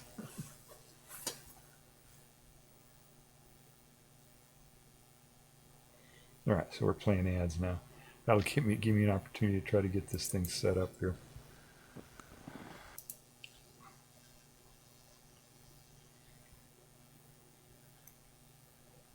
Now it might. I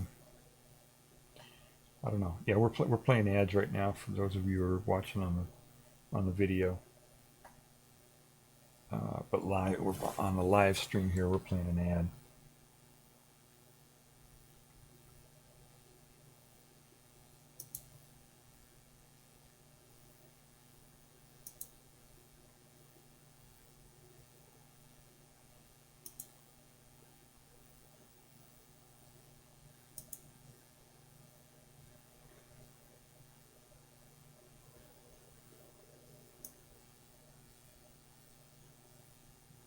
Okay, we still got a minute 15 seconds, it says, for the ad. I don't understand how they figure out how long to do the ad. Sometimes it's, it goes a couple minutes, and sometimes it's only a minute.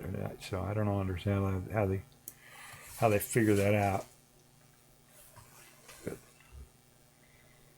maybe they just have an ad break, and it's just how many ever ads they can sell in that amount of time. I don't know. Oh, it's up to 10 degrees in here. All right, it's like warming up really nice. But it's minus 12 outside. Pretty crazy. All right, 30 seconds.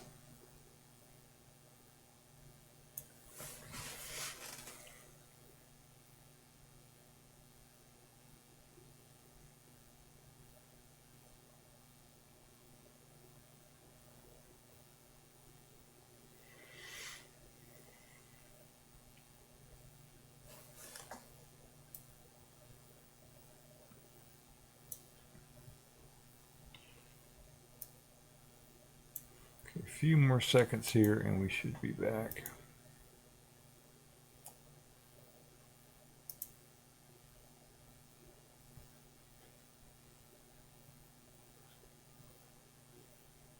Okay, I think the ads are over now.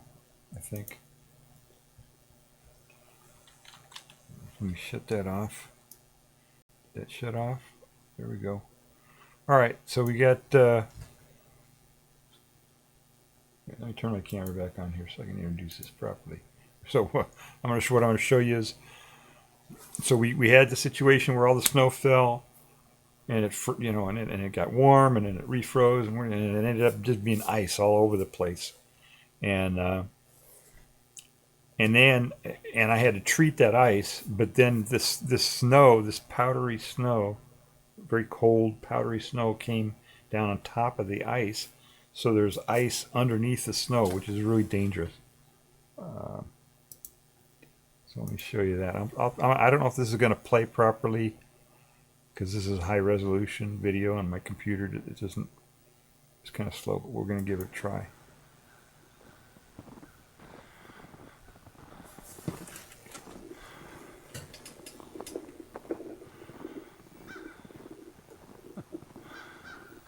Yeah, I just fed the birds here.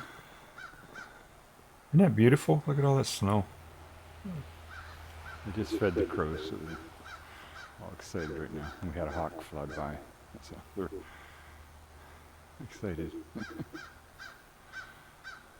Yeah, as I was walking out there to feed the crows, a hawk just kind of flew by. He wasn't really trying to menace or anything. He was just passing by, but they didn't like that, and they were all upset. And they kind of stay kind of upset for a while, when something like that happens. That hawk out, that crow out there right now is angry. He's upset and he's angry. I think he's probably angry at the blue jays that are getting the food that I put out for him, because they kind of compete for the peanuts and stuff I put out for him. That's all that snow. Isn't that beautiful? It's really neat. All right, so show you the ice you can get underneath this. It's ice. Just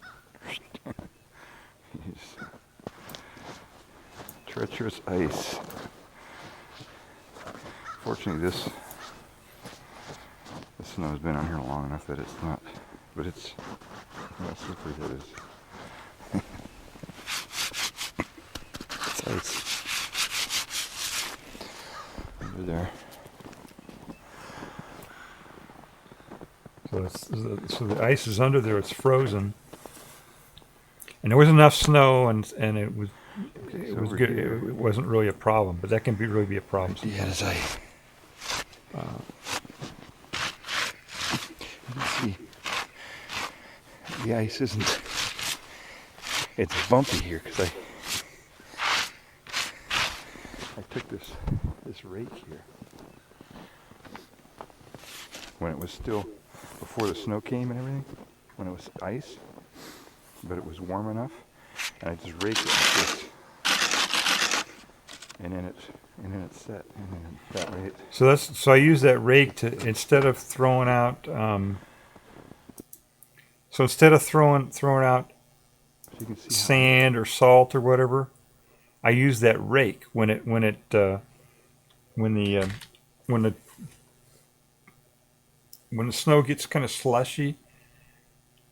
When it gets cold again, then that'll turn into ice, right? So what I do is, in this case, it was already ice all over the place because I neglected to fix it, and it got ice all over. So it got warm, and then as the temperature started to drop, as it approached freezing, then I took the snow that I could find around there that wasn't melted, in shady areas or whatever, and threw that on top of the ice, and then used the rake on that, so it kind of made a little slush on top of the ice. And then what happens is when the temperature drops, then those grooves of slush end up freezing, and it makes more traction on the ice, so you can actually walk on it, and you don't have to use sand or salt or anything like that. You just use the snow that's around to do that. So it's pretty cool. See, it gets here, especially around the tires. The tires heat up from the sun, and then it's just ice.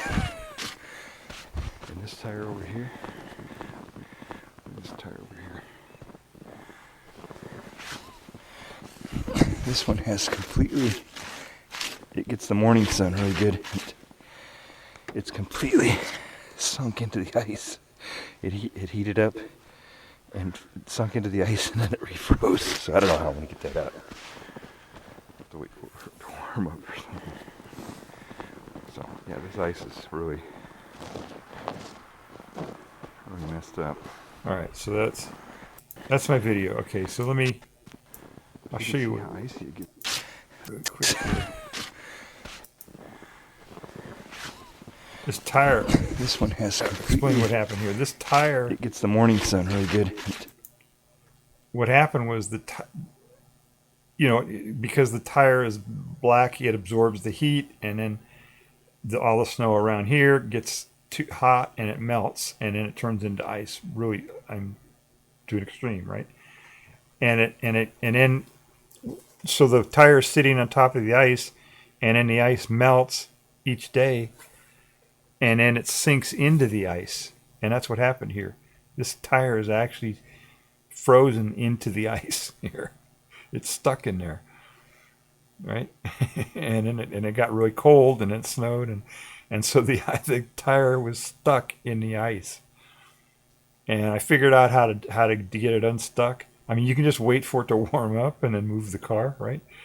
But if you can't do that, you just wait until it gets warm enough, the warmest part of the day, and then get in the car, start it, get it all ready to go. And I tried moving the steering wheel back and forth, but that's kind of hard on the steering column and all that. So I just did like you do when you get stuck in the mud. You kind of are in a rut.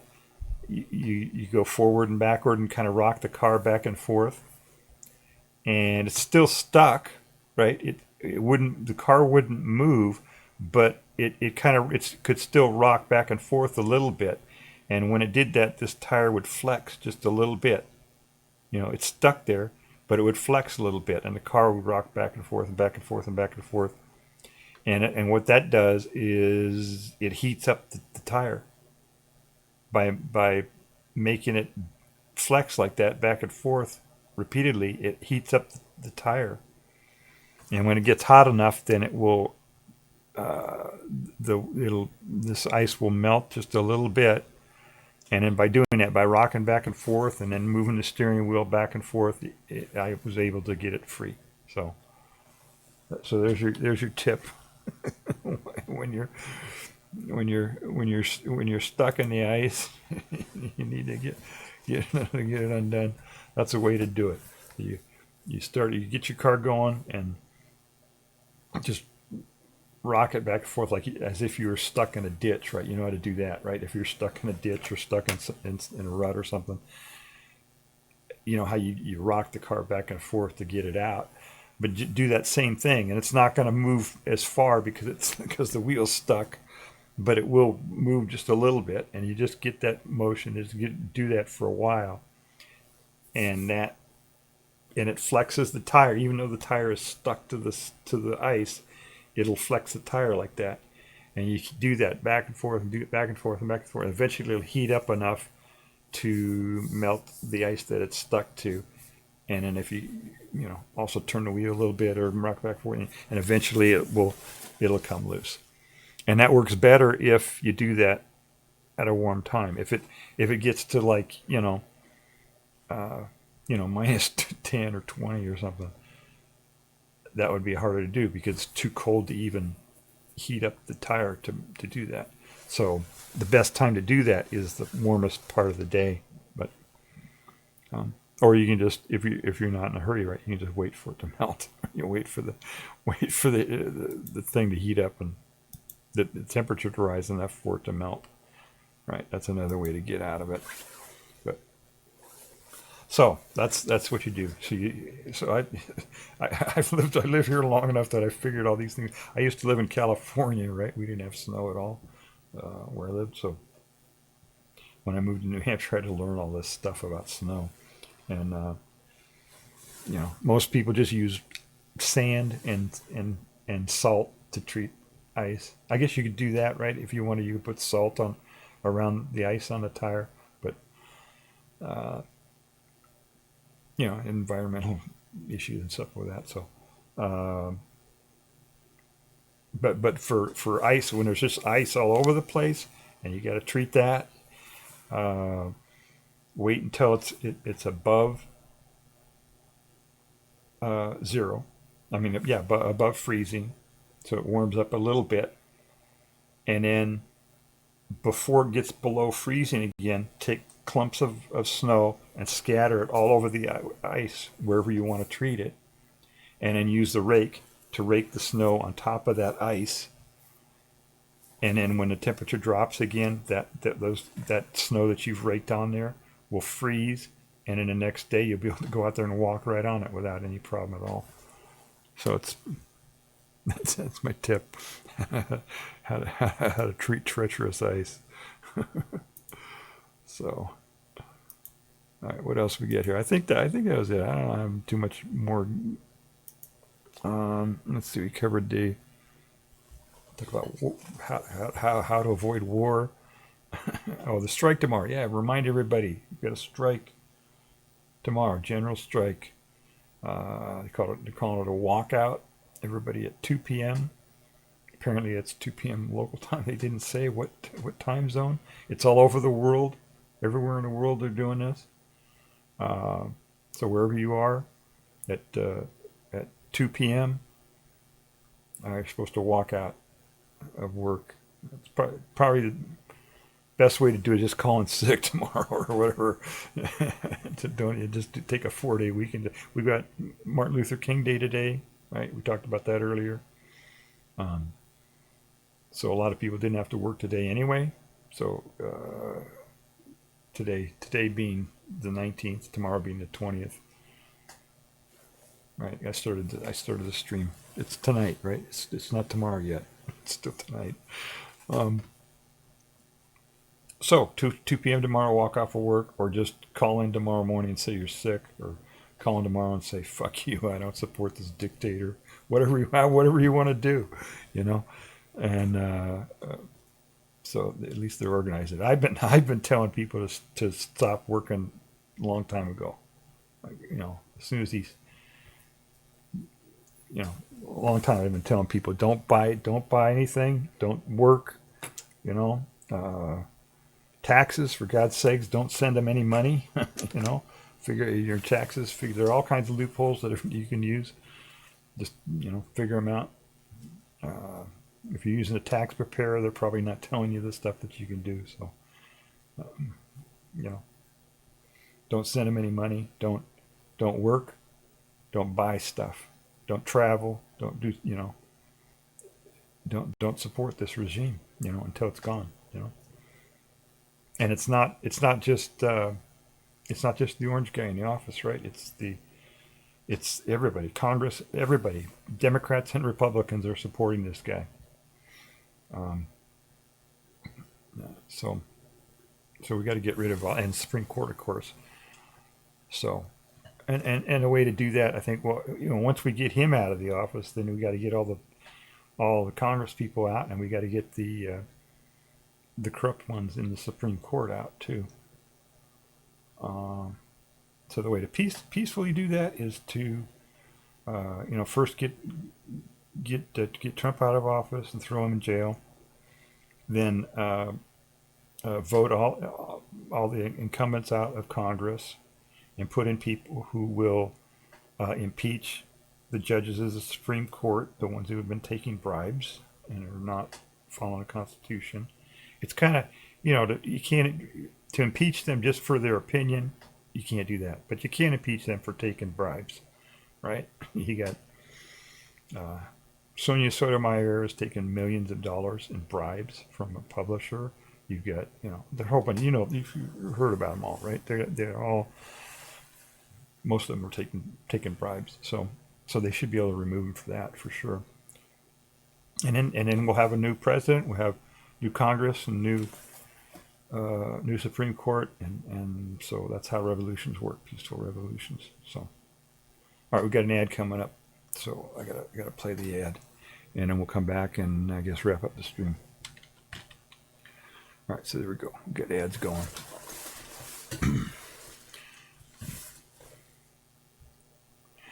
Please stand by.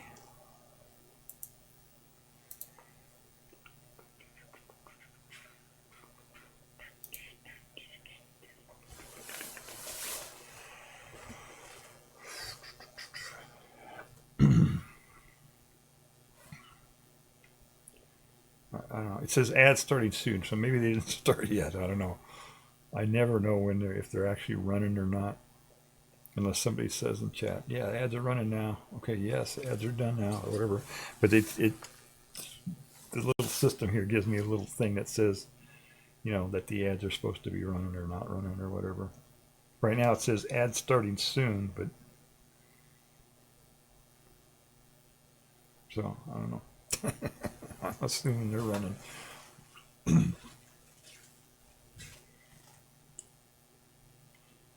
What else was I going to talk about today? I guess that was it. I can't think of anything else that I had to do.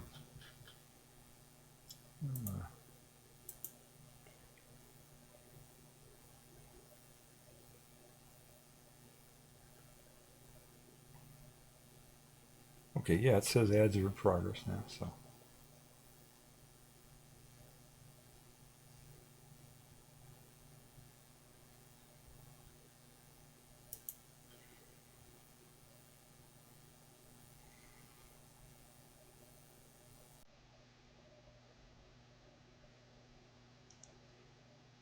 Let the dogs out! Let the dogs out! Let the dogs out! Let the dogs.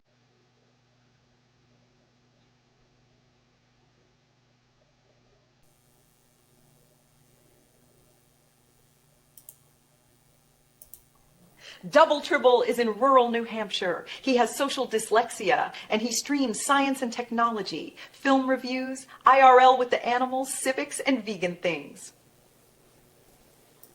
What's vegan? Double Tribble.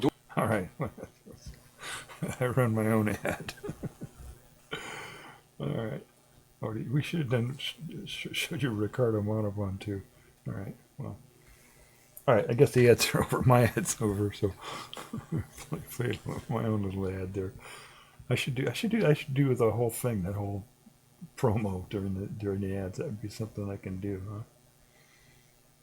I don't know. I think it's funny. Maybe you don't think so. We have no sense of humor. Yeah, I don't know.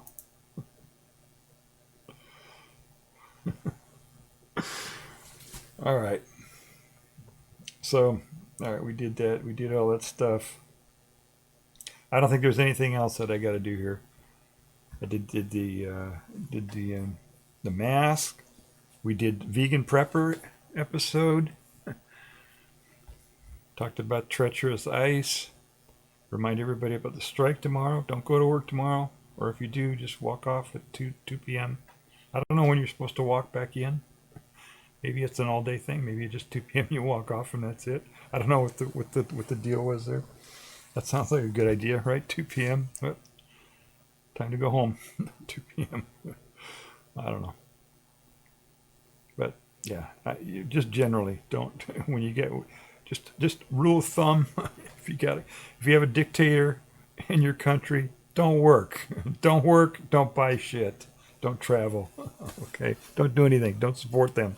Don't pay your taxes. Don't if they're in a democracy, don't do that. And protest and stuff like that. Oh, I didn't talk about the protests in Iran. Maybe I'll do that in the next stream. Yeah, a lot of stuff going down over there too. Yeah, I guess this revolution is going to be worldwide this time, right? It's got to be worldwide because it's not just here in the U.S. that we get dictators, right? We get dictators all over the place. So, stuff happening. It's all over.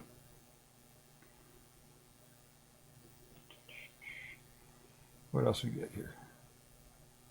Here's one I can do. How about this one? It's a revolution, I suppose. Yep. All over.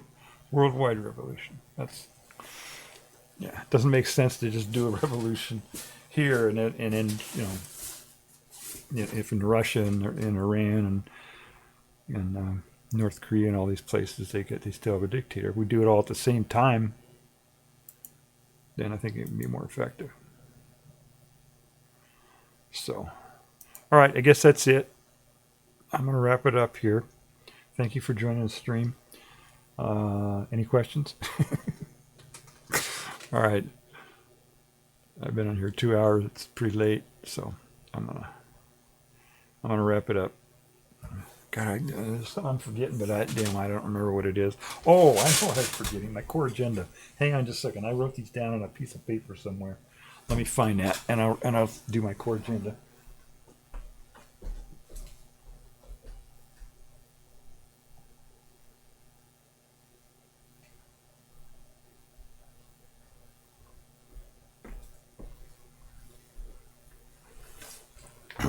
All right, yeah, we had a core stuff that I said on the last stream. I just think my pillows are all screwed up. I said during my last stream, I said stuff that was not right. I want to fix. If I say something that's not right, I like to try to correct myself. That's what a corrigendum is. Corrigendum is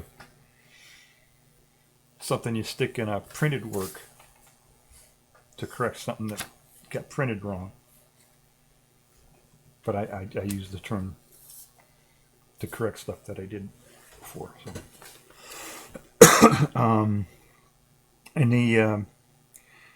it was in the movie stream. The movie stream I did the movie stream about that movie called Just Imagine, 1930 movie, and we played the whole movie and we talked about it and stuff like that. And something I didn't mention, but I mean, I think everybody knows that back then. They were racially biased, and I don't think I said anything. I may have mentioned it, but it was an all-white cast, so that was kind of, and then that happened in the 1930s, and that happened a long time. In fact, it happens occasionally. Movies now, right? Every once in a while you see a movie with a huge cast and it's all white, so it's like, what are you doing, So, but in the 1930s, that was pretty common. Let's see. Oh, also, I commented about the spaceship that they had, and I said that it was Buck Rogers, but that's not. It's Flash Gordon is what it was. The spaceship was the same spaceship as Flash Gordon. Let's see what else did I mess up. I mentioned the guy who was in the silent era, and in early 20s and early 30s, whatever. There was a guy who was openly gay, and this I talked about him, the studio trying to put him into a lavender marriage, and he didn't want to do it. And anyway, I talked about that, how amazing that was. That was like back in the 30s. But I didn't remember the guy's name. His name is Billy Hayes. Haynes, rather. Billy Haynes. Haynes. Billy Haynes. And I didn't know his name, so. What else did I say? Oh, I was talking about myself during that stream, too. About how I was kind of wasn't educated very well when I was young. My parents, neither one of them graduated high school and all kinds of stuff. And I was kind of had some self-pity at that time. I was saying, I made a comment like, I was disadvantaged in every way educationally. And it's not, obviously that's not true, right? Because I was born with a brain that is more intelligent than average. So that's something I had. And also my parents, even though they didn't graduate high school, they were autodidactic to some extent. They read a lot. So anyway, I wanted to correct that because I kind of just said, I was disadvantaged in every way, and that's obviously not true. Let's see, uncontacted people. I'm not sure what I was about that. I talked about Yeah, I've got some videos. I put a lot of videos up. Somebody was asking me about if I make if I would ever want to make a movie or make a film, and I explained to them that I've done that kind of all my life. I've made movies all the way back, 8mm and stuff, way back. So occasionally I'll put a video up on my YouTube channel, which is KXQE. I guess I can put that in chat here. Let's see if that's in here. Oh no, it's got my double triple channel, but I have one at KXQE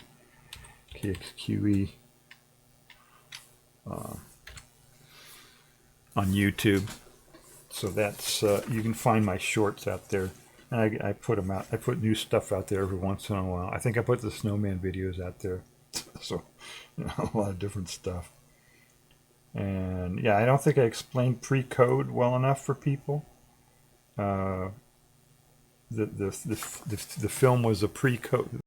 You hear this term all the time, pre-code, and pre-code was a time beginning around 29 or 30, somewhere in that time, and lasting until they implemented these codes in 1934, I think it was.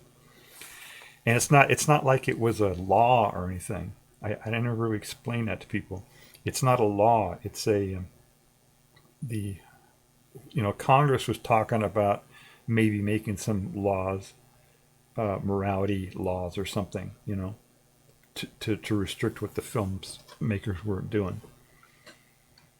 And of course they didn't want that, and so they came up with their own system, where they did the motion picture industry made their own little morality codes. And it was completely voluntary whether a filmmaker wanted to follow those codes or not. But if they didn't, the movie industry was kind of like a monopoly or an oligopoly at that time. So like an independent or something, films weren't really distributed very well or anything like that. So everybody kind of followed the code, and it was a voluntary code.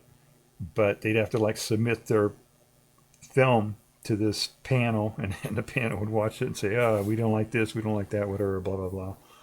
And so that was just a kind of a period there before they implemented those morality codes. They call it the pre-code era. So it was after the silent era when they started doing talkies. And I think it even covered even some of the silent films even.